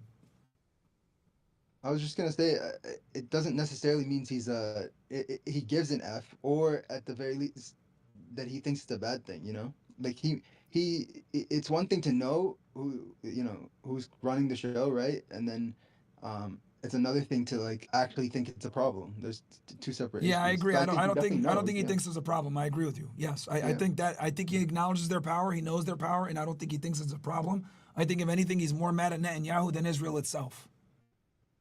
Because he obviously loves Miriam Adelson. He obviously loves Jonathan Pollard. He obviously loves Israel. People forget that he actually did a lot for Israel. He moved the embassy to Jerusalem, right? Like, that was huge. Every single president before him promised that they would do it. None of them fucking did it. He had the Abraham Accords. So, he absolutely likes Israel and is pro-Israel. I just think, if anything, he understands also that Israel's gotten us into a bunch of wars, and he doesn't like Netanyahu. I think those are his two problems with Israel, where they've gotten us in foreign wars, and he doesn't like Netanyahu. But I think he likes Israel, and he's pro-Israel, very pro-Israel, like every other fucking president. You know what's I funny? think we'll find out once Netanyahu's out of the picture. I think we'll find out a lot more about Trump's real loyalty once Netanyahu's out of the picture. Here's I'm the not thing. saying that Trump is Trump will fully. be out of the picture Netanyahu's before not Netanyahu. going anywhere for the next at least 5 to 10 years. And when Netanyahu does go, what's going to happen is they're going to use him as a scapegoat. You guys, I'll call it here first. Netanyahu at some point is going to be used as a scapegoat to be prosecuted for all the war crimes that he's committing now. A new regime will come in, whether it's Likud or the other side, probably the other side, the liberal side. And they're going to come in and they're going to try to, fake make peace, fake make a two-state, right? And then that's what's going to happen. Like, but Netanyahu is absolutely going to be used as the fall guy to repair Israeli optics for the rest of the world. Because, guys, understand this. Outside of the United States, right, where they run this fucking country, and the West in general, the rest of the world is completely Israel-pilled. They know what Israel's involved in. They don't support Israel. The UN doesn't support Israel. They haven't supported them for a very long time. They've wanted a Palestinian state for literally years. Every time they vote for it on the UN, the United States vetoes it. They stop it. Israel does too. So the only thing that keeps Israel from accountability from the rest of the world is the United States. At some point, the dam is going to crack, and I think it's cracking right now. The optics for Israel is very bad. No one wants to do business with them. It's very bad. So Netanyahu at some point is going to have to leave power, where they will decide to put him in jail. I think, if anything, it's going to be one of two things. Either A, he's going to suffer the consequence of this corruption trial, this bribery trial. They're going to put him in an Israeli prison. It's probably better for his own safety, to be honest with you. Or they're going to turn him over to the ICC, and he's going to have to go through the international court and potentially get life in prison or executed. So I think, if anything, they're going to put him in jail in Israel so that they can at least have him, not have a fucking former prime minister be fucking killed by the ICC or executed or put in jail for life. At least they dictate his future. And then they're going to put someone else into power that has a stark contrast to Netanyahu, that's going to fake it that they want a two-state solution. And that's what's going to happen. And the other thing, too, also that's important to know with this situation with Israel is, I think the last prime minister that actually maybe wanted to make something happen was Yitzhak Rabin. And what did they do? Killed this fucking ass. Somebody from the Likud party killed him. One of Netanyahu's, actually a big Netanyahu supporter, is the one that killed Yitzhak Rabin, right? And they had just done the Oslo Accords. They had just signed the Oslo Accords. Yasser Arafat and Yitzhak Rabin, along with Bill Clinton, that legendary picture back in the early 90s at the White House, signed that agreement, right? Obviously, both parties had to make sacrifices. Both parties were considered traitors. The Palestinians hated Yasser Arafat for that, and then obviously the Israelis hated Yitzhak Rabin. But I think that's the closest we ever came to some kind of solution, and they literally killed Yitzhak Rabin right after. So we know where the Israelis stand, and it was someone from the Likud party that killed him. So again, Netanyahu's going to go to jail. Someone else is going to come in, two-state solution. They're going to put Netanyahu in jail. I think in Israeli jail. They won't turn him over internationally. Fuck no. They don't want a former Israeli prime minister getting killed. He's doing all the dirty work. He's the one going to war. He's the one being the bad guy. He's the one doing the exploding pagers. He's the one killing all the enemies. He's doing everything. Make no mistake about it. They're not going to turn him over. Because at the end of the day, everyone, most people in Israel, though they dislike Netanyahu, they agree with the war and they agree with his moves. Because in their eyes, they're looking at it like, okay, he's not popular, but he's a strong leader. He's keeping us safe. He got rid of Hassan Nasrallah. He got rid of all of the Hamas leadership. He got rid of fucking Ismail Haniyeh. He got rid of Yahya Sinwar, the two biggest adversaries. He got rid of the top guy, Hassan Nasrallah, over for Hezbollah. He got Bashar Assad out of power. Like, this nigga's going to go down in the Hall of Fame for Israel. Netanyahu. Yeah, when it's all said and done, Myron, he's going to go down in the fucking thing. And then he's single-handedly responsible for pretty much destroying the axis of resistance. Because all that's left now is Iran. Iran is the last one left, but all their proxies are fucking neutered now. All of them are neutered. So they're not going to turn him over to the ICC. That's what I think. He's going to do his little corruption trial, which I think resumed not too long ago. They're going to resume that shit. He's going to get found guilty. They're going to use that as an excuse to take him out of power, put somebody else in that two-state solution, repair Israel's international image, right? Business is going to happen again. The Middle East will resume business, Saudi Arabia, etc. Because keep in mind, Saudi Arabia said that they will not work with Israel until there's a two-state solution etched. So that's what they're going to do. They're going to fake a two-state solution. But they're never going to give the Palestinians an actual sovereign state. No way. That's my prediction. Yeah. I think it's interesting because you started making almost like the opposite case for what you said at the beginning, which is because I was going to say I disagree if you want to know why. Sure. It's sort of along the lines of the case you started making at the end, which is I think the issue is that his play sort of worked where he did like a full court press and basically put himself on their Mount Rushmore, where like the people are kind of like, oh no, look, he got his Golan Heights, and I think what happened in Syria, it was kind of like a crossing of the Rubicon moment where like it really cemented it and made it a total victory, really, unfortunately. And with Trump coming in, the problem is that the international reputation is horrific right now for them, right? But it's only bad insofar as, you know, people feel like the Palestinians were hard done by. But the second the losing side makes a deal, it sort of fixes up the optics for them by making it seem like, oh, well, they came to an agreement, right? Like they made a deal, right? It wasn't that they were totally brutal and heavy-handed and doing war crimes. In the end, they came to an agreement. Like it lets them save face. And so I think that's kind of a big problem here, and it's sort of sparing. And you see how they're already setting it up, like, oh, the prostate cancer or whatever, all this stuff they're coming out. They're trying to paint them almost like as a sympathetic old man now, and that just loved his country and all this BS. And so I think it's going to be really hard for someone to say anything to him really after this. So especially wait, with Trump coming in. what's your disagreement then specifically? I don't think he's gonna really face accountability. Oh, you don't think so? Yeah, I think people are just are gonna forget, and the fact that they have a quote unquote deal, like Trump saying I want a deal before I come in, which is not gonna happen. But the fact that they come to a like what appears to be a deal, it allows the rest of the international community to go back to sleep. You know what I mean? And do it and look the Yeah, other but way like they've always been okay, doing. fair. But my thing is, I think Netanyahu is going to be in office longer than Trump. Is my point. I don't think Netanyahu is going to be gone in the next 4 years. I think he's going to stay in. He'll probably write it out for the Trump administration, and then, or maybe he might leave towards the end of the Trump administration.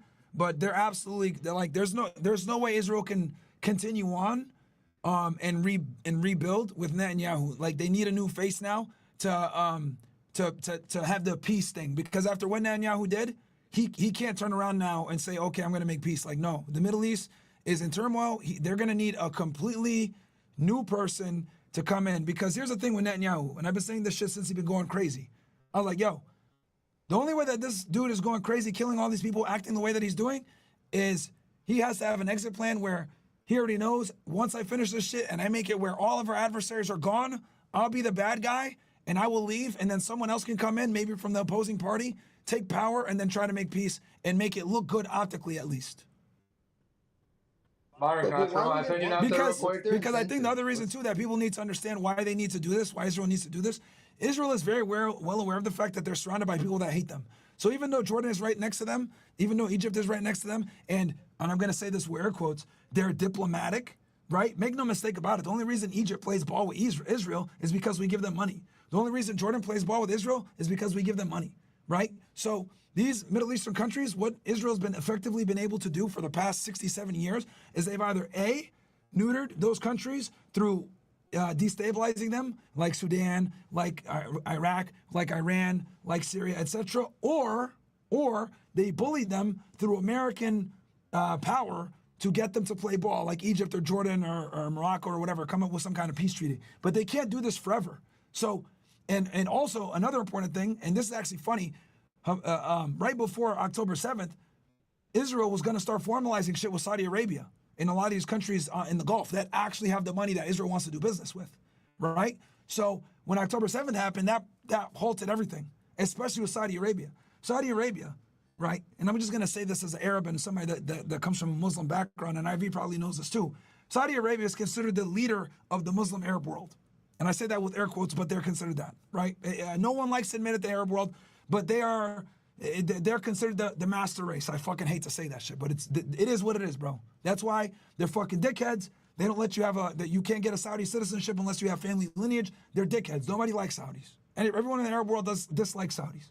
But with that said, by Israel getting, thank you, so someone confirms for me, by Israel getting Saudi Arabia on board, that will almost force the Arab world and the Muslim world to support Israel. Because if Saudi Arabia does, they do too. Now, with that said, none of us are stupid here. Anyone that understands Middle Eastern foreign policy or foreign politics knows that Saudi Arabia and Israel are allies. They've been working together for decades. However, it's not publicly known like that. They work together surreptitiously.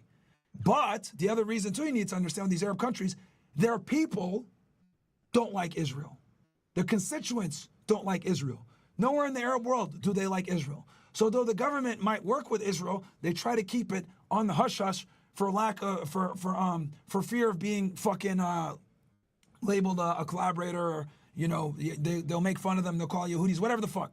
But the point I'm trying to make is that Netanyahu can no longer be the face of Israel after this war is done. After this war is done, I think he will face accountability. Ivy, you got the point where he's sick. This might be his exit strategy with his cancer, a few more years, and he's out. I think the other option is they put him in jail, right? But it's going to be a fucking Pablo Escobar type jail. He's going to be on house arrest damn near. He's going to be, you know what I mean? Epstein type deal. What was that?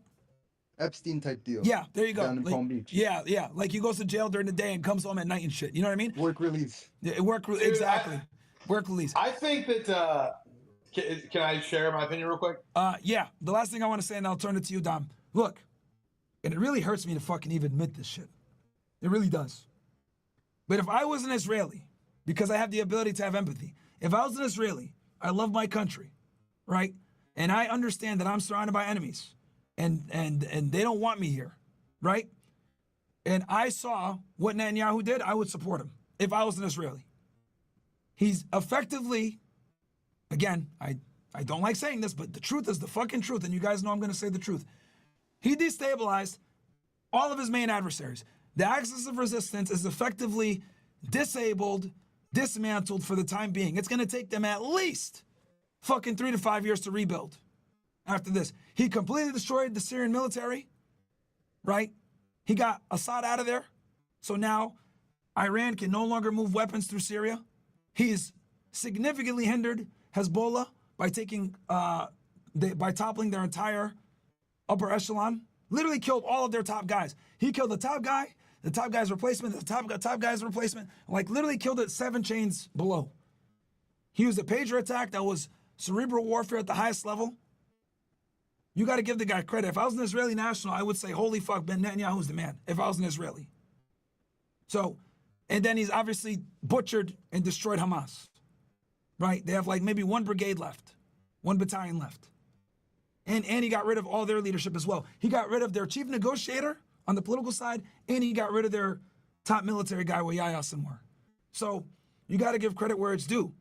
the dude has done very good by Israel as far as securing their future, despite the fact that they're getting attacked on many different fronts. The Houthis shooting at them, he's disabled them significantly too. Bombed their fucking airport, bombed them all the time, airstrikes all over the place.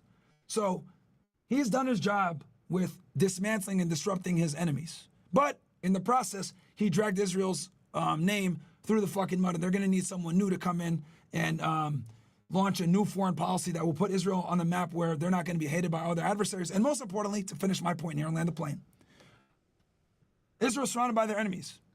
In order for them to find some kind of peace, they need to do two things. They need to give the Palestinians a state, and they need to make peace with Saudi Arabia. If they could do those two things, Israel will be able to live in peace. Obviously, making peace with Saudi Arabia or having Saudi Arabia work with them formally out in the open is contingent upon them giving the Palestinians a state.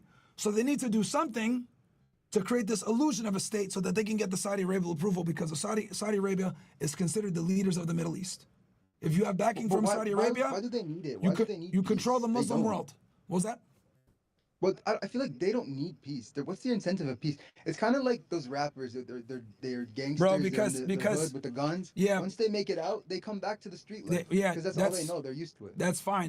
But bro, you got to understand that the Israeli people, they live in danger every day, bro. They're literally like they're living in bunkers. They're getting missile fucking threats all the time. The Iron Dome clearly is not as iron as we thought, right? The missiles can get through. They've proven that. So at this point, if Israel wants to be able to live in peace, because remember, the citizens are who are pissed.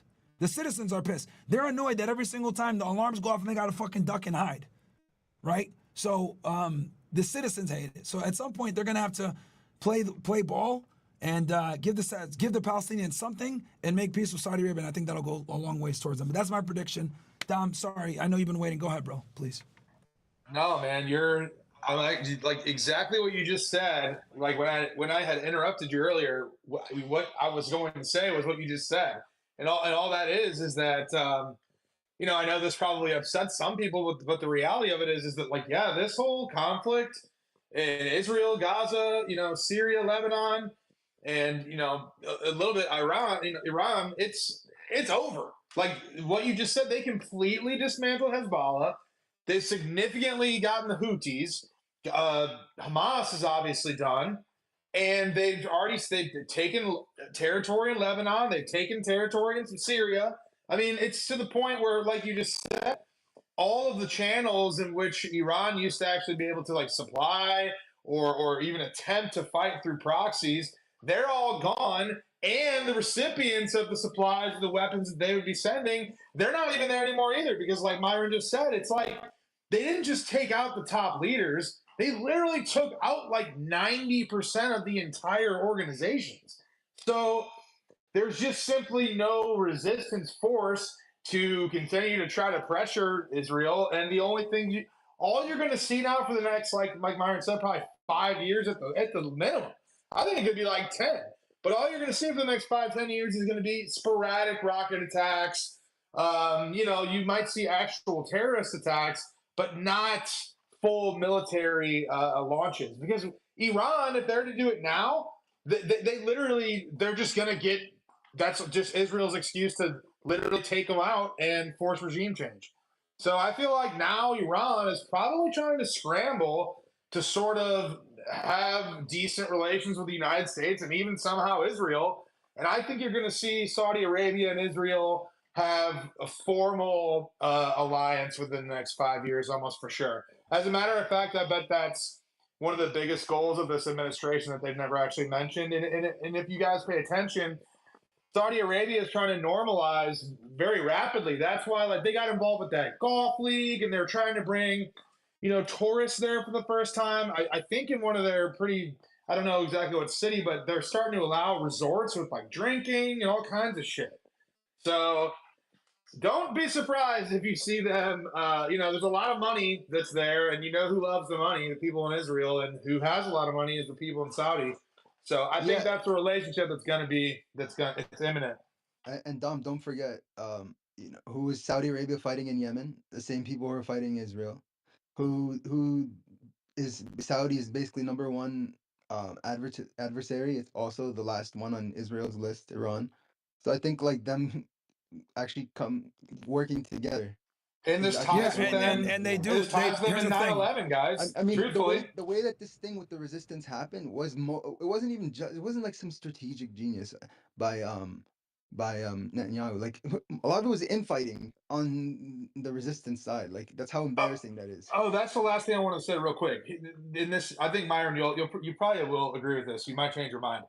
You know how we'll call the Israelis are very extremely loyal to each other, and you know that they have a lot of influence and a lot of power. So I don't see them allowing Benjamin Netanyahu to serve time in prison because to half the country he is a hero. I think whatever the Israeli equivalent of a presidential pardon, maybe they'll sentence him to prison and they'll immediately pardon him, or I could see whoever the president of the United States at the time somehow extraditing him. And because, I mean, I don't think that the ICC is going to arrest someone in the United States, especially upon the orders of the U.S. president or, you know, whoever else that's in charge of the intelligence agencies. So, yeah, I mean, I think that they're going to give him a safe haven, man. I don't think they're going to allow him to go to prison either through Israel or through the U.S. I think, yeah, it's going to be one. So here's the thing.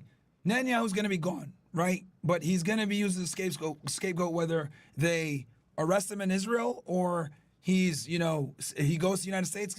I mean, he would obviously live in the United States. I mean, the reality is that he was educated and he lived in the United States for a lot of his adult life. He's like, he went to, where the fuck did he go? He went somewhere, MIT in Massachusetts, in Boston. So the guy he probably has a dual citizenship. He probably has an American passport as well, or American citizenship, unless he renounces the BPM. But again, the point is, and then going back to what you're saying, Dom, with Hezbollah has the capability of fighting Israel, and actually, they did a pretty good job of holding Israel back. Israel never actually made it to the Litani River or to Beirut. I think what made Hezbollah stop the war or agree to the ceasefire is the pressure of them getting bombed in Beirut so much, like literally just said, you know what, fuck it, it is what it is. And then on top of that, Hezbollah had no leadership. So since all their leadership was gone and they got tired of getting bombed in Beirut, they said, all right, fuck it. You know what I mean? We'll go ahead and we'll have a ceasefire because the Israeli guys were getting fucked up on the border. The news doesn't report this, but they were absolutely taking a lot of casualties when they went into Lebanon. But since Lebanon is kind of like Hezbollah isn't the only military, they still have like the technically the Lebanese army, and they kind of run like the Hezbollah is like another paramilitary wing. They don't have full power in Lebanon. So since they don't have full power, they couldn't agree to just keep fighting, and they lost their leadership. So they did the ceasefire, and then Israel and the United States perfectly timed it for Jelani, a guy that used to be a part of Al-Qaeda, to literally begin the process of taking over Syria. After Lebanon and Israel agreed to the ceasefire, literally within 24 fucking hours, these rebels went to Aleppo and took it over like within a day. And then 2 weeks later, they're marching down to Damascus, and Bashar al-Assad is running like a fucking dog. All right, and then Israel takes that time to destroy all of their military hardware, their fucking their planes, their naval ships, etc. Completely destroy them so that the rebels can't launch a fight against Israel ever again. And that's why Jelani, as soon as he took power, one of the first things he said he was going to do was, I'm going to make peace with Israel. We don't want war with Israel. We just don't want Assad. And that's all they care about. So, Israel, look, Israel, in the past year or two, despite the fact that I strongly disagree with all of their tactics and what they did, where they killed innocent people, they did a whole bunch of horrendous things. When it comes to protecting Israel, right, by any means necessary, they did it by any means necessary. And if I was an Israeli, right, if I was a proud Israeli, and I say that with air quotes, I would be clapping for Netanyahu, because Netanyahu did the dirty work that no one else wants to do. And to go back to what you guys said, if he does face any type of jail time, it's probably going to be a walk in the park. Or he might say, I have cancer, I can't do jail time. So, who knows? Myron, I just want to underscore, though, make a clear point here, though. Yeah. People may say that he did well by Israel by doing all this stuff. But I want to make it clear that he did well, and if that's the case, he did well by Israel in spite of the fact that he was only looking out for himself. Like, we have to always be cognizant of the fact that this whole entire war literally comes down to the Louis Vuitton handbags that he bought for his wife like a fucking simp, where that's where the corruption money went to. They gave him bribes, and he spent all that money on Chanel bags and Louis Vuitton bags and trips for his wife, and that's what got him in this. And that the court was trying to hold him accountable, so that's why he's trying to stay in a war as long as possible. Well, that of course, yeah, I agree with you that he's been trying to. I think it's killing two birds with one stone, right? So on one end, he's facing a corruption trial that could put him in jail, right? Of course, but on the other hand, conveniently so, Hamas launches this attack, and he uses it as a precursor to wage war on every single enemy that he's had problems with before. It gave him the impetus he needed and the excuse he needed to launch war. This is why so many people believe that he let October 7th happen, which I wouldn't even, be too. I could see why they would come to that. So, at the end of the day, I think obviously he was facing a corruption trial, but I truly do think he wanted to get rid of these people for the longest time, or these access powers, and he's effectively done that. He's definitely set them back, I would argue, for the next 5 to 10 years.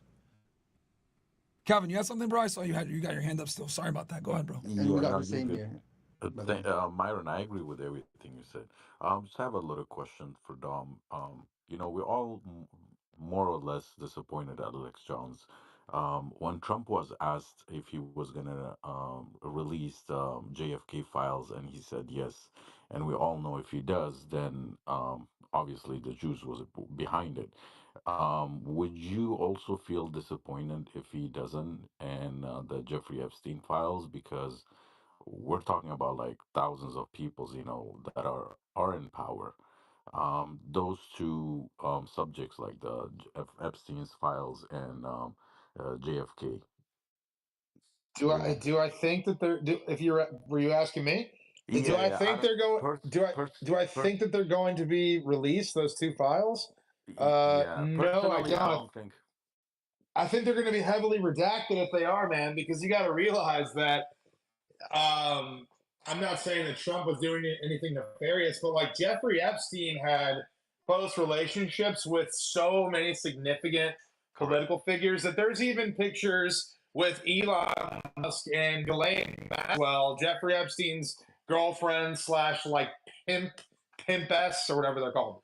So I think Donald Trump is likely going to release some stuff on JFK and probably very minimal Epstein or Diddy stuff. I just think that, there's a reason why we say there's kind of a cabal between Hollywood and the intelligence agencies and the government. And I think that they all protect each other. And yeah, I don't really think we're going to see any major disclosures. And if we do, it'll just be like flight logs and things where people will say, well, all types of people were meeting with Jeffrey Epstein, even including Trump. The fact that Trump has photographs and things with them, I actually think provides people cover, and they're just making excuses. So maybe they'll release some data, but we're not going to be able to decide. I will say this real quick.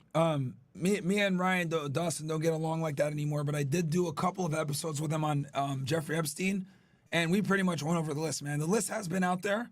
The problem is that some of the people that have exposed the list, whether it's Ryan Dawson, Whitney Webb, etc., they're heavily shadow banned. I don't know what Whitney Webb's deal is. I've reached out to her to do a podcast before, and I don't know if she has an issue with Ryan Dawson, and I've worked with him before, or whatever. But to me, it doesn't look like she's really interested in like getting out there and doing interviews, which I think is really fucking weird. I understand also that she has like a sick son, so that might be a part of it. But the list has definitely been out there. It's just, the problem is that the people that have the list, or the people that are the most knowledgeable about this topic, they're either shadow banned or they haven't been on a really big platform. I know Whitney Webb went on PBD once, right? I think she wrote the book. She wrote a book called One Nation Under Blackmail, where she goes in over it. But the problem is that, look, if you're gonna bring somebody on to talk about Epstein, the interviewer needs to know a lot, if that makes sense. Like, you got to be able to get in the fucking weeds, because a lot of the people that are on the Epstein list are not famous people. They're really not. A lot of them are just them boys that are super rich billionaires that have a lot of influence, but they're not known. They're like rich guys that aren't famous. So the list is out there. I've definitely, I don't know, Ivy, if you could do me a solid and throw it in the nest, but it's definitely out there, man. But as far as JFK goes, man, look, because Trump has been asked about this a bunch of times. Why didn't you declassify all the JFK files? And his response is extremely, how do I say this? His response is very ominous. Telling. Yeah, it's telling and it's also ominous. He basically said, you know, and I'm paraphrasing this, if you saw what I saw, you wouldn't classify it either. And that in itself tells you everything you need to know, right? Because everyone from the JFK assassination is dead. Everyone is dead. There's no need to hold the files back anymore. So if you're going to go ahead and still keep that classified, which, by the way, just to give you guys more insight to this, to really get in the weeds, I had Andrew Bustamante on my show, and I specifically asked him this question. I said, Andrew, why the fuck aren't the JFK files still declassified? And he said, look, dude, I'm former CIA. I'll tell you right now, typically after 50 years, they declassify everything. The fact that they don't want to declassify that while everyone from that event is dead tells me that there's probably something even more so that they don't want the people to know. And what I personally think is the stuff that's still redacted is Israel's involvement. And I think that's why he doesn't want to do it. And just so you guys know, I did a whole episode just on this. I brought a guy on. His name is, actually, matter of fact, I got to message him back. His guy. He wears glasses, right? Yes.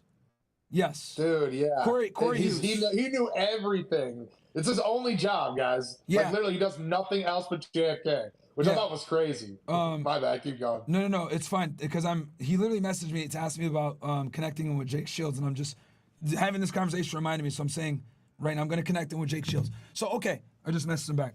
Corey Hughes? Corey Hughes, right? Corey Hughes is his name. I did I think 4 or 5 hour podcast. I did a 2-parter, guys. I did a 2-parter. The first one, we go over JFK, what went down, who was involved. Dude, we went so deep, guys, we identified each fucking shooter by name. That's how deep it went. I don't think there's a more thorough podcast out there and where we went through everything and actually named the shooters. I have not seen any other YouTuber name the shooters. It was like 5 or 6 of them. We went over each shooter, where they were on that day, who was on the grassy knoll versus who was at the book depository, and it gets even better. The guy that allegedly shot fucking Kennedy, right? Oh, you put it in S? Awesome. Thank you. The guy that put him on, Oswald, right? The one that they claim shot Kennedy? Lee Harvey Oswald? Lee Harvey Oswald, yep. He wasn't even there that day, guys. The person that fucking shot Oswald, right, that allegedly looked like him, was a fucking other guy that looked just like him. That they used Oswald as the fucking patsy. Because everyone thought it was crazy when he said, I didn't do this, I'm a patsy, blah, blah, blah. Yeah. They went ahead and they got a guy, and I go into way more detail on the podcast. I'm not doing it justice, by the way. But the guy that they got used to also be in intel, just like Oswald was, looked just like him. And he basically went to the movie theater right around the same time that Oswald did. And they ended up nabbing Oswald and not the other guy. So, and we go over all this shit in detail with pictures, who's who, their names, where everybody was during the shooting, how many guys were on the book depository, what floor they were on, who was on a grassy knoll. It was like 5 or 6 shooters, man. But yeah, that shit, we go through it. But again, in that interview, right, because I asked Corey this, I said, Corey, give it to me straight. Why did they kill Kennedy? And he gave me a few main reasons. Now, contrary to what Alex Jones says, he always makes the claim it was executive order 111, whatever the fuck it may be, which is basically an executive order where they're going to get off of fiat currency and go back to the gold standard. And then another common one is that he was going to end the war in Vietnam. Those are both false. Prior to Kennedy getting killed, he actually spent billions of dollars to continue the war, right? Because we're already kind of in at that point. And then the other one, this executive order, that's not the reason. The main reasons Kennedy was killed was as follows. Number one, the Italian mafia helped him win in Illinois. Kennedy would not have won that election back in 1960 had he not had the election rigged in Illinois. Illinois was a big swing state back then as it is now, right? What the mafia did was they fucked with the ballots because the Chicago outfit had a very strong control of Illinois. They rigged the ballots. Kennedy won Illinois. That led him to winning the presidency. One problem, though. the mafia helped Kennedy get in on a promise by Kennedy's father. Kennedy's father promised, look, if you get my son in, we will ensure that we don't fuck with your thing. What does that mean? La Cosa Nostra, right? In Italian. But guess what happens? The Kennedys, John F. Kennedy and his brother Robert F. Kennedy, are not corrupt. So when Kennedy took office, he appointed his brother, Robert F. Kennedy, as Attorney General. And as Attorney General, you run the Department of Justice, you're the chief law enforcement officer in the United States. When RFK got in, he said, no, fuck that. We're going to start bringing these guys in for hearings. And that's where all these famous, clips come where mafia guys are walking into a fucking court and having to testify under oath, and they're taking the Fifth Amendment. They don't want to talk. He's putting pressure on guys like Hoffa. He's bringing big mob guys in to subpoena them, to ask them questions under oath. And this is the first time that the American public found out about the Italian mafia. That betrayal by JFK and RFK against what their father had promised for the Italian mafia basically put an X on both their heads. So that's the first thing. He didn't do what he was supposed to do with the Italian mafia. That's why the mob wanted him gone. Most people don't know this. The second thing that got him killed, he was going for nuclear inspections in Dimona. At the time, Israel had illegally procured uranium from the United States through a plant out of Pennsylvania and was doing nuclear testing. How did Kenny find out? Well, he had a CIA agent go out there to Dimona and inspect the soil. When he inspected the soil, he found out that the soil had a very high purity of uranium. Back then in the 1960s, there was only one country that produced uranium to that level. It was the United States, made specifically from this place called NUMEC in Pennsylvania. The head of NUMEC was a guy named Shapiro. He facilitated the illegal smuggling from the NUMEC factory through South America, destined for the United States. Kenny got wind of this. He found out that they were moving this uranium over there and they were doing nuclear testing. So he told Ben-Gurion, the first prime minister of Israel, hey, look, we know you guys have nuclear weapons. We need inspections. Ben-Gurion does his best to stall. Or he sets it up where the inspectors come and he shows them something that isn't what's supposed to be inspected. He basically lies to them, takes them on a fucking wild goose chase. This is actually what led to Ben-Gurion resigning, right, later on. So that was the second reason. Kenny was demanding nuclear inspections. Third, RFK was pressuring what was, I think, back then known as the ZOA, right, which is now AIPAC today. He was pressuring them to register on something called FARA, Foreign Agents Registration Act. And the FARA Act basically makes it where any foreign lobby needs to register with the U.S. government as a foreign agent and disclose where their funds come in or where they come from, right? So we all know back then that Israel in its infancy was being paid for by the mob, because the Jewish mafia was extremely powerful, Mayor Lansky, etc., and through Jewish businessmen. They came together to pool money to support Israel, and that's how they were able to get the weapons that fight off the Arabs in all this in all these years, right? Enormous amount of financial aid. So Robert F. Kennedy wanted to stop FARA from being able to pay off politicians for Israeli benefits, and they would have to register under FARA. So obviously that would have been a death blow. So here's the trifecta. Number one, mafia pissed off. He went ahead and let RFK expose him. Number two, he was demanding nuclear inspections, which were critical to Israel's safety that they have now, right, where they can exercise the Samson option. They needed nuclear weapons because they had won these Arab wars by the skin of their teeth. So it would have posed existential circumstance for Israel's continued existence. And then third, last but not least, FARA, who funds all this bullshit, was going to be not FARA, the ZOA, who was paying for all this bullshit and lobbying the politicians, was going to have to go under FARA. They couldn't let that happen. Those are the three main reasons John F. Kennedy was killed.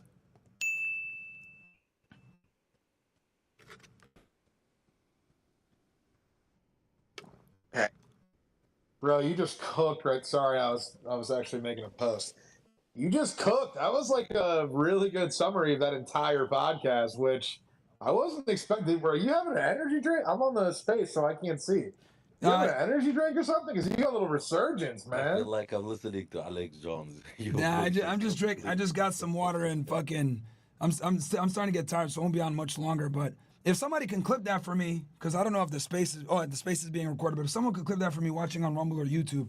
But those are 3 main reasons that Kenny got killed, guys. And that's the ugly truth that most people don't want to talk about. There's more shit than that, obviously, but that's the main reason. And then as far as RFK goes, the reason why he got killed was because RFK was never okay with how his brother died, that he knew the Warren Commission was bullshit. And interestingly enough, after Kenny was dead, they assembled something called the Warren Commission, which was a group of people that were supposed to investigate, and I say that with air quotes, right, how Kenny was killed.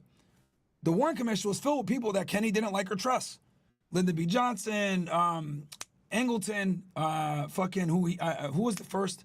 Was it Angleton? It was Angleton was the first CIA director, right? If I'm not mistaken. No, it was Alan Dulles. There you go. Boom. Thank you so much. I was going to say DC Airport. The guy they named DC Airport after. Yes, Dulles was on the board. I think Angleton was involved too. But long story short, the Warren Commission was filled with a bunch of people that never liked Kennedy. So RFK knew that the Warren Commission was bullshit, but he had to publicly accept it so that he can kind of do a side investigation in peace. So what he ended up doing was he, figured out, more of the stuff and hired private investigators, whatever. And then he ran for president. And he didn't say this publicly, but everyone knew that if RFK won the presidency, he was going to reopen the case into his brother's death, right? So, and also another important thing, the Zapruder film, right? The famous film that you see Kennedy rolling down and getting shot. Guys, that film wasn't available till like the late 60s and 70s. So when that murder happened, it wasn't publicly released for many, many years. So that video is what makes everyone doubt that it was Oswald, because you can see his head blow back as he's getting shot. So they knew there was more than one shooter. So RFK knew this, and he vowed to do a reinvestigation once he got back in. And they obviously couldn't do that because that would have brought a lot of skeletons out. That's a big reason why they killed him. Myron, do you prefer books or audiobooks? Audiobooks, man. I hate reading. So, but do you listen to audiobooks? Yeah. Yeah. Okay, I want you to listen to The Devil's Chessboard. It's about Alan Dulles, the CIA, JFK, the assassination. Okay. It's an amazing book. Yeah, can you send it my way? Yeah. I'll even buy it for you if you want. No. Don't. Just send me the link, because I have Audible. I have Audible, so I could definitely listen to it. But yeah, man, the JFK assassination is actually something that I've always been fascinated in. And I truly do believe if more Americans knew about it and knew how Israel was involved, it would be shocking. Like a sitting U.S. president was killed, not just by Israel, of course, but Israel had a plan and they wanted him gone. And those are the 2 main reasons they want him gone, with their existential need to exist with procuring the nuclear bomb. I would argue, hell, if JFK never got assassinated, we might not have Israel today. Because JFK actually was very big on Palestinian sovereignty. He was neutral. Back then, right, as crazy as this sounds, back in the 1960s, the United States' stance when it came to Israel was to be neutral, non-reactive, aid here and there, but nothing too crazy, because they still wanted to maintain diplomatic relations with the Arab world. So it's funny how after Kenny got killed, who got sworn in after? Lyndon B Johnson. Many people don't know Lyndon B Johnson. I feel like we're doing a history class here, but fuck it. Hope I'm not boring you guys. Lyndon B Johnson, many don't know, his on his maternal side, I think it's his aunt or his grandma or something, is actually Jewish. They were instrumental in creating the ADL and pushing it forward.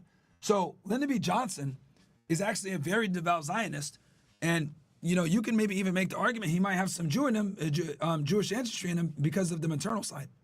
So when he came into office, he stopped the nuclear inspections. He stopped the process of them having to register in a FARA. He gave them even more aid, and he was very pro-Israel. And he basically instituted what we have today, where we have this unequivocal support of Israel. Lyndon B Johnson, I would argue, is the first big-time Zionist president that began the U.S. foreign support of Israel. Lyndon B Johnson. On top of that, when the USS Liberty got attacked, he made them all sign gag orders so they couldn't speak on it. That's how deep in bed he was with Israel. Service members died, and he didn't even take their back. And you have to remember Lyndon B Johnson. I mean, he got into the presidency, and the reason why he would be doing all this stuff, he wasn't really an exceptional guy. He actually got into his positions in the Senate as a congressman by being like this like sleazeball, suck up to people. He didn't go to a fantastic school. He went to like Texas State. It was named something else back then. Like he really got there by really knowing which levers of power to pull on and which hands to grease and stuff. Here's one funny fact about him. When he signed the Civil Rights Act, I think it was in 1968, I want to say. It was either 65 or 68. But when he signed the Civil Rights Act, he said, and this is a quote, so don't get mad. We're on Rumble, right? We're on Rumble, yeah. Oh, I can switch. Hold on. I can switch it right now. Hold on, give me one sec. So you don't.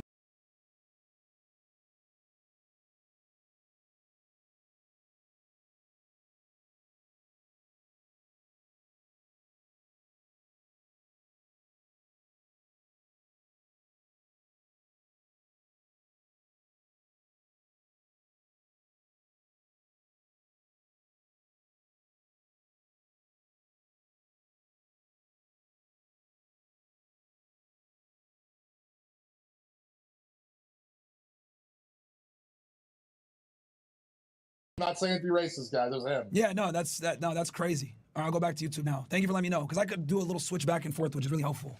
But yeah, no, my bad. No, you good. You gave me the heads up, so we're good. But yeah, no. And the other thing about Lyndon B Johnson, a lot of people don't know. RFK actually hated LB Johnson. He always spoke poorly about him, and he said that he was a huge liar. RFK hated Johnson. So, dude, so my dad's 78 years old. Like, my dad was born in 1947, and JFK died in 1963. So, like, my dad loved JFK and paid a lot of attention. You know, my dad grew up where a lot of his friends and, you know, cousins and people in his family went to Vietnam. And, bro, he's one of the most hated presidents of all time. The guy was just a bad guy. He's literally like the first Zionist. He benefited from JFK, first Zionist president. He benefited from JFK, you know, dying. Excuse me. And he was just overall, you know, he prolonged and basically started much of the Vietnam War. And yeah, he's just a horrible figure, and he's hated by tons of people, especially older people. The boomers don't like him. Yeah, JFK was like an icon back then. And when he died, it created like crazy. Obviously, the whole country mourned. But yeah, he was a lot. I always make the joke that JFK was the last real nigga left. You know what I mean? Because after him, AIPAC took this country over. He was the last president to stand up against them boys. So the other thing for him that kind of put him in a bad spot was that he had infidelity problems. So what ended up happening, so you mentioned, so here's the thing. RFK never liked JFK, but RFK never liked Lyndon B Johnson, but JFK also didn't like Lyndon B Johnson. The only reason he made LB his vice president, his running mate, was because Lyndon B Johnson was very connected, just like Ivy was saying. And unofficially, they were going to go public with his infidelity. Many people know that JFK was a womanizer, you know, getting along with Marilyn Monroe and all these other people. So that's obviously back then in the 1960s, guys, being improper with women was like a big fucking deal. It's not like now where we just laugh at it. Like, you know, Trump is saying grab her by the pussy and we're laughing. Like back then in the 60s, like infidelity, sexual degeneracy, all that shit was looked at as really fucking bad. So that would have absolutely killed his political aspirations. So him knowing that LB and his team knew this information about him, he reluctantly made him his running mate to protect his ability to run. That's another little secret many people don't talk about. Yo, chat, give me ones if you guys are like learning something right now and you guys are liking this little shit. But anyway, we can switch over to something else. So I'm gonna get this end this thing here soon. But I see Calvin, you got a hand up, and then we can go to Mo. What do you think about Iman Gadzhi? I don't know who that is. Who's that? Yeah, Myron. The guy Tate responded to. Oh, I'll answer that. Oh yeah, dude. Did you see about Muhammad? What's his name? Muhammad Hijab and Tate. Bro, No, I kind of. Iman Gadzhi is the. He's kid talking that- about Iman Gadzhi, is what he's talking about. Well, now Yeah. there's also the Muhammad Hijab just responded to Tate, and they're like kind of beefing now.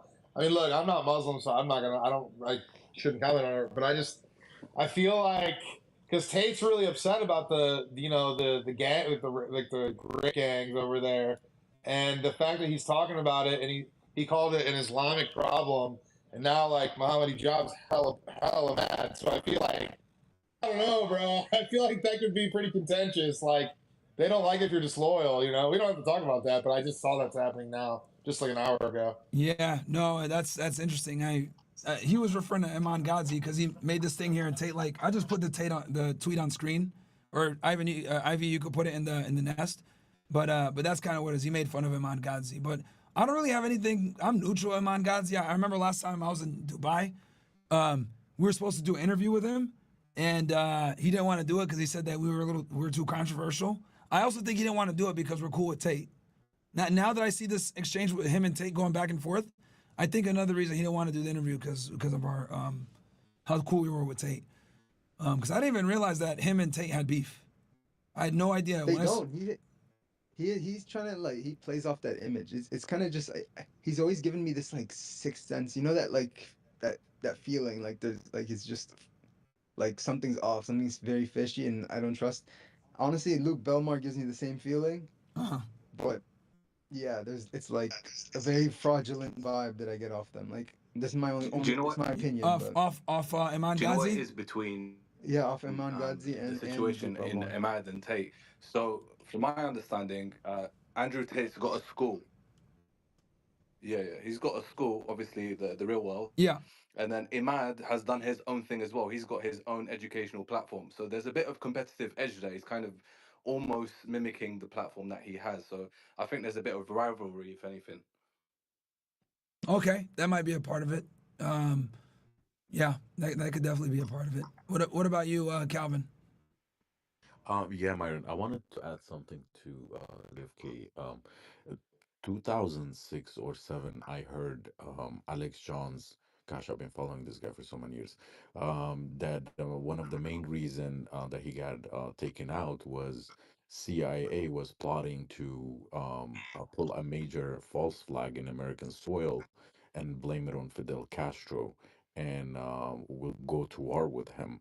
Um, I don't know how much you guys or you know about it, or if you get any chance to ask that guy that you had on your show. I forgot what his name was. Oh, we did But address that a little bit. It's not as high on the totem pole as other stuff I mentioned, but yeah, you're 100% okay, right. okay. They also didn't like that he was making peace with communists. They also really disliked that about him.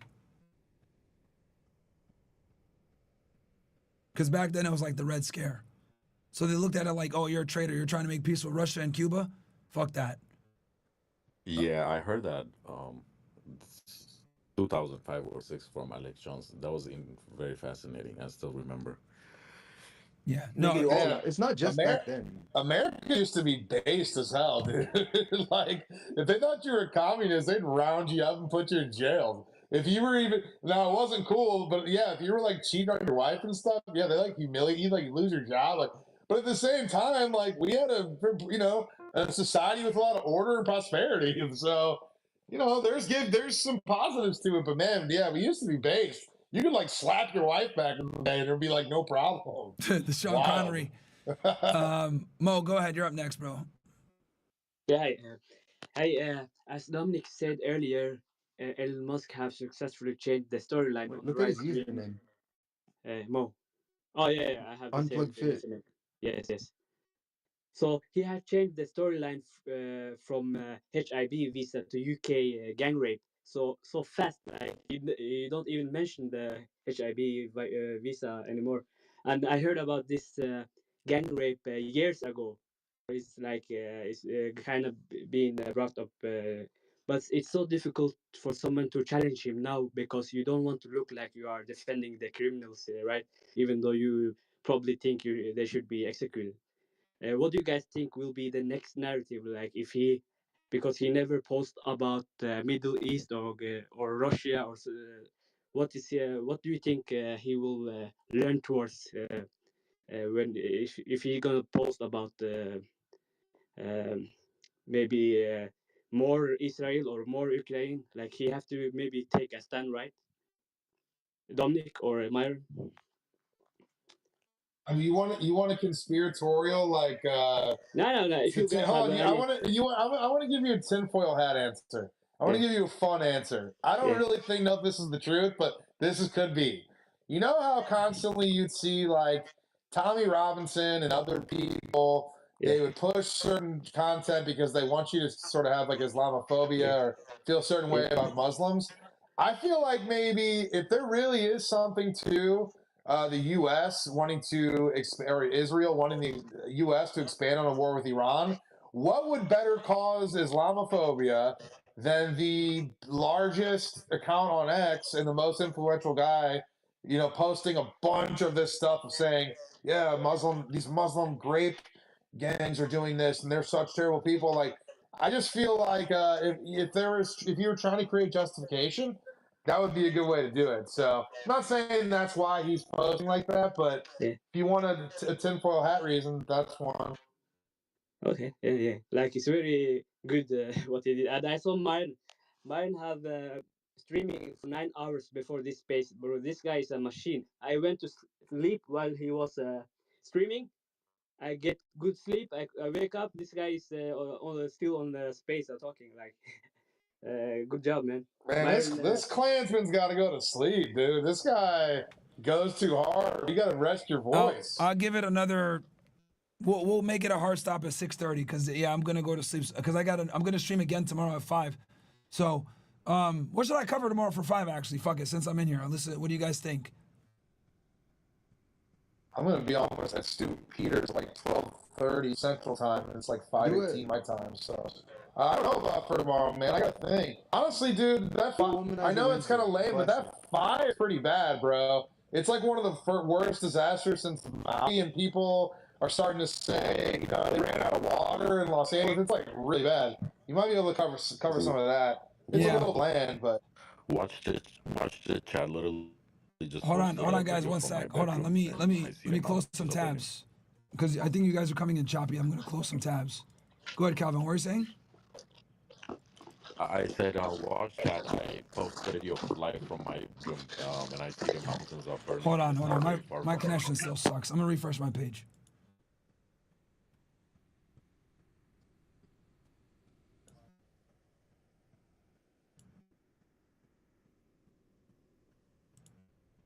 All right, sorry about that, guys. It's echoing. No, I'm back. Sorry, it's fixed now. Because I got to do it on my phone and my computer. So sometimes I'll talk and my phone is still picking it up.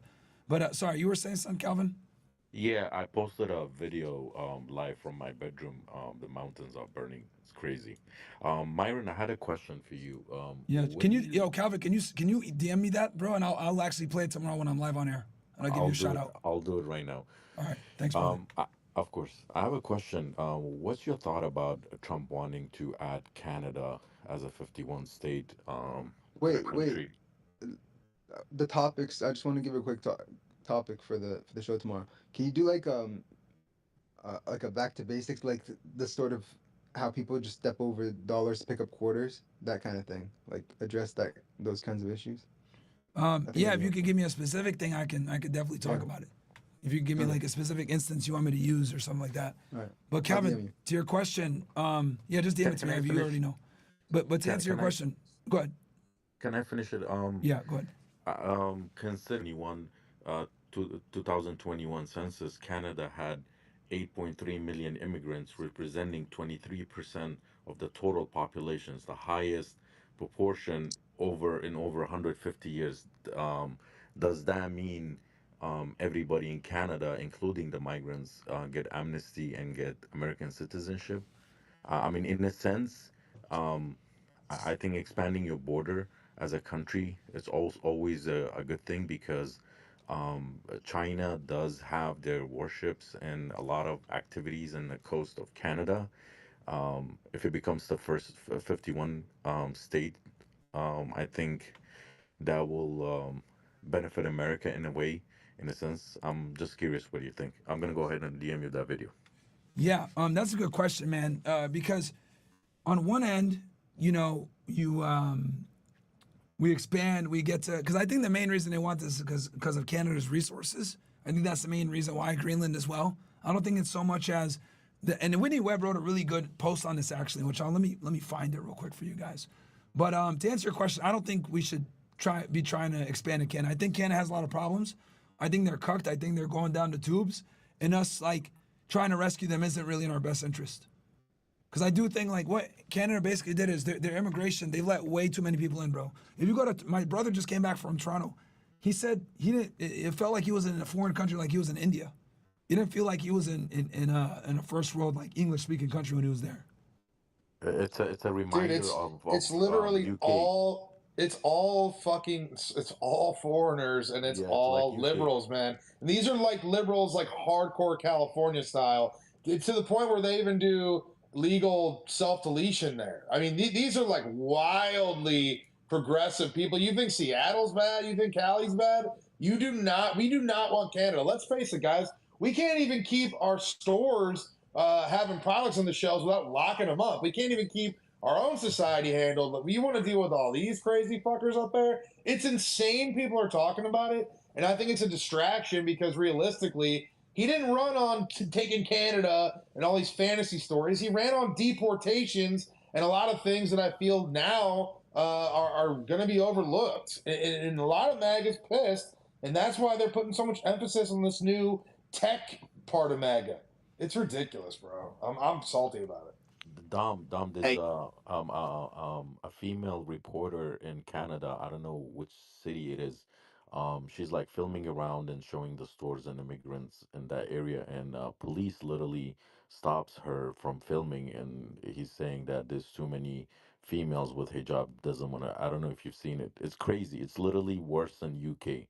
It's literally worse than UK. I mean, not the crime, but as far as immigrant, I mean, 8.3 million. That's insane The numbers. most troubling thing, guys, about this whole Canada thing is, let's just say we do take it, and we don't let them vote, and we just take the territory and the resources.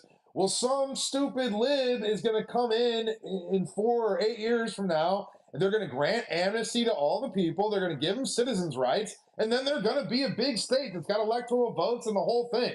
It's the stupidest idea ever, but all these dumb seals, mindless fools that are more worried about going to Mar-a-Lago than they are about telling the truth or not looking like a total undignified piece of shit. It's like, bro, that's the problem.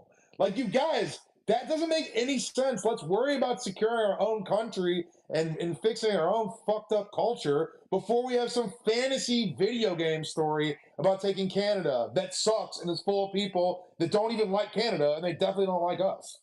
It's Hey, so fucking dumb. speaking of that, when do you want to get y'all's opinion on something? When do y'all think that people are actually going to go to jail and they're going to actually do something about the deep state? Or do you believe people are going to go to jail, or they're just going to step back, step down, and go, disappear? But I was wanting to get y'all's opinion on that. People going to jail like the deep state. Like deep state and politicians, like some Q, like are you talking about like some Q type stuff? No, brother, the deep state runs the show. The people that are putting you to jail are the people that you're talking about putting in jail. So I don't think anyone's going to jail. I think they're like people like Biden or it's all talk. Hey, real quick, guys. So, because Calvin asked a really good question about us, like, potentially expanding to Canada and Greenland. And Whitney Webb wrote this really good post, and I'll read it out to you guys.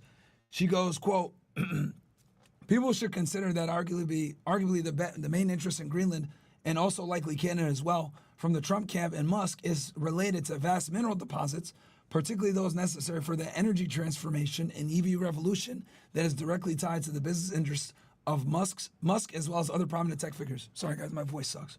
For example, aside from Musk, Jeff Bezos, who recently gave very, very generously to Trump's inauguration fund, backs a firm called Cobalt Metals, along with Bill Gates, Reid Hoffman, who both cut back Kamala, by the way, and Mark Anderson, currently advising Trump on tech policy, that is drilling in Greenland for EV-related minerals.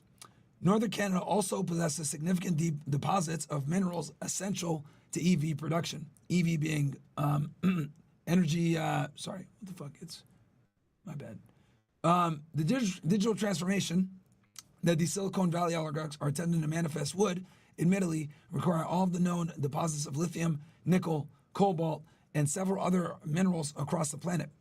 The U.S. itself is not necessarily rich in these minerals, with some occasional exceptions, but some of its neighbors are. Last paragraph. If you're cheerleading for this, but be aware that it, one, will help accelerate the sustainable and development digital transformation and that needs minerals specifically. Two, is not in the interest of the public of any of these countries, but instead in the interest mainly of American tech billionaires. Three, will devastate the environment of Canada and Greenland. Mining these things can permanently wreck the environment and water table. Four, boosting access to EV metals will also likely require existing incentives to purchase EV cars in the U.S. to stay, so these mining ventures have a high ROI. Trump has spoken about removing them, but his ties to Musk and other big tech billionaires suggest it is unlikely. Mic drop on that one, man. So she kind of just exposed the main reason why they want to do this, which would make sense, man. I mean, we saw them kind of do this bullshit with the H-1B visas, so it wouldn't be past them to also do this shit, wanting these minerals that are critical for tech. So that's that, Calvin. That's kind of more to answer your question. Really good tweet here. I don't know if you want me. I can't put on the Nest because I'm on fucking computer. But Ivy, I can send it to you. Did you, so you can did put you it in get my Nest. video? I'll tell you right now. And also, Got it. I've heard. Got it. You got it. Awesome. And also, Myron, I've heard that China is training some of their military in Canada. I don't know how much that is true. I've heard this from Alex Jones long ago. And I think if, in a sense, it would be great if let's say if we got Canada, just to secure our borders and push away China further. But as far as the economy and all the other stuff, amnesty to um, the Canadians and the immigrants, and they're very liberal. That's a bad side of it. What do you think? I don't know if you've heard of it. They are actually training I some mean, of. it's common for American military to train with like our allies all the time, because since we have such a good military, we typically give a lot of countries like training and stuff like that. It's not, we often train with our allies, but yeah, I mean, I don't know. It could be for any reason, but I find it interesting that Whitney Webb posted this thing about why these billionaires would have these interests in these countries all of a sudden, because nobody was talking about Greenland ever, or Canada being a state. Yeah, I think that's for good reason though, because it's literally almost impossible. I think the whole thing, really, I just question why it's being put out there. That's really what should be concerning everyone. Like, why is this being put out there? Because to be quite frank, like, I don't even think they even know the mechanisms of how they would actually go about it if they actually wanted to. The government's so dysfunctional, and these things hasn't been done in so long with, like, let's say the territory of Hawaii, Alaska, that I don't even think they would be able to do it if they wanted to, and there was political appetite for it on both sides. So it's kind of just a ridiculous thing that's being brought up for I'm not exactly sure what reasons. I think the most likely, or most I guess non-laughable clown top subject out of all of them is the Panama Canal. Maybe that's the most serious one. The Canada one Could be. especially is just crazy. Yeah, Canada's a failed country. I'm gonna put this in the nest for you guys right now. But yeah, any last words, guys, before I get off here soon? I was just gonna say thanks for having me up, brother. I'm gonna go ahead and cash in my chips too. I gotta be on stew early. So thanks, buddy. Talk to you soon. All right, brother. Thank you, Myron. No worries, guys. I just put in the nest. You put guys, go read that Whitney Webb tweet if you guys want more info on that. But I'm a Canada there, guys. Love y'all ninjas. I'm literally gonna sleep because I gotta wake up in like 8 hours. I'm gonna do this all over again at 5 p.m. I got your thing, Ivy, and also you, Calvin. I'll talk about the forest fires and use your video. But all right, guys, take it easy. Awesome. See ya. Also, guys, get in a Castle Club Premium. $65 only, goes up to 98. Jump in if you're listening, guys. And I'm still live streaming. I'm still live streaming on X and YouTube if you want to jump in there. Later, guys. Myron, I had a couple ideas for the stream tomorrow. Yeah, I might do another one after I do the stream. Yeah, sure, tomorrow. The Joy Taylor lawsuit and Sonny Hostin from The View.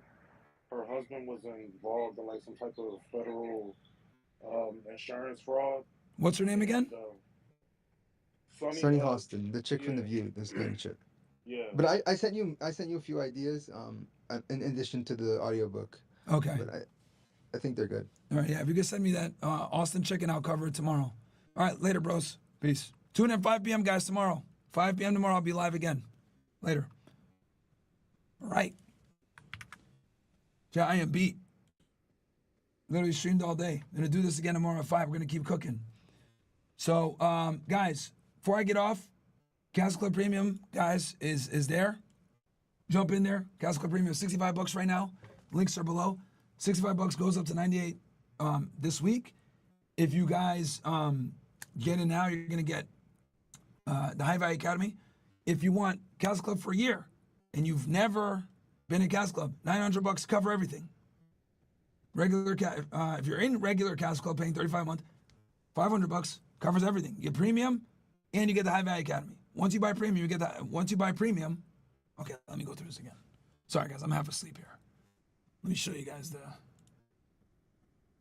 thing. Give me one sec, chat.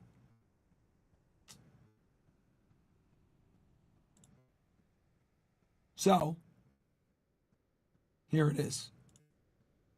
So basically, you guys can see here, 3 levels, right?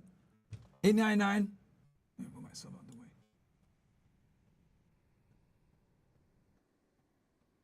So right here, guys, $8.99 for the year, right? If you are you don't have Castle Club or Castle Club Premium, covers everything, and you get access to the higher level academy. $4.97 if you already got Castle Club. That checkout's there. You get premium for the year. $65. This is what all of you should be signing up for. No matter how, you know what I mean, at least a trial. $65 for a month. Get the High Value Academy. It's gonna go up to $98 beginning of next week. Right? This week is the last time we're gonna promo at this price. It's gonna go up to $98 forever after that. And you get the High Value Academy. Okay, guys? So basically, if you buy any of these offers, you're gonna get the High Value Academy. Absolutely free, $700 value. If you don't have the money, just get into 65 before it goes up to 98. Grandfather, what do we get in Castle Club? I'll tell you. In Castle Club, you get one weekly Zoom call, access Discord, open Q&A. Typically after our Wednesday show, we do open Q&A on Zoom. Then on Premium, we do one Zoom call over there as well, where we cover something specific. It could be dating, real estate, making money, getting girls, fucking finances, cryptocurrency with Charlie Miguel, stock trading with our guy Scott, all kinds of shit. And we put on other people that are really good at what they do. Me and Fresh teach class in there, right? And you get access to a Telegram group when you join Castle Club Premium. So, hey guys, this is a no-brainer. But anyway, I'm gonna take off, guys. I am dying right now, super tired, losing my voice. Want to have it tomorrow for you guys. We're gonna have Money Monday. I think we got Casey Redbeard on tomorrow to talk about dating. And I'll be back at 5 p.m. first, right here, Myron Gadzhi. Then we're gonna go ahead and do Fresh and Fit right after. We developed a new name, the O/Squad. I love it. We're gonna call ourselves the OSS, right? Love y'all ninjas. And I'll see you guys tomorrow. 5 p.m. here, sharp.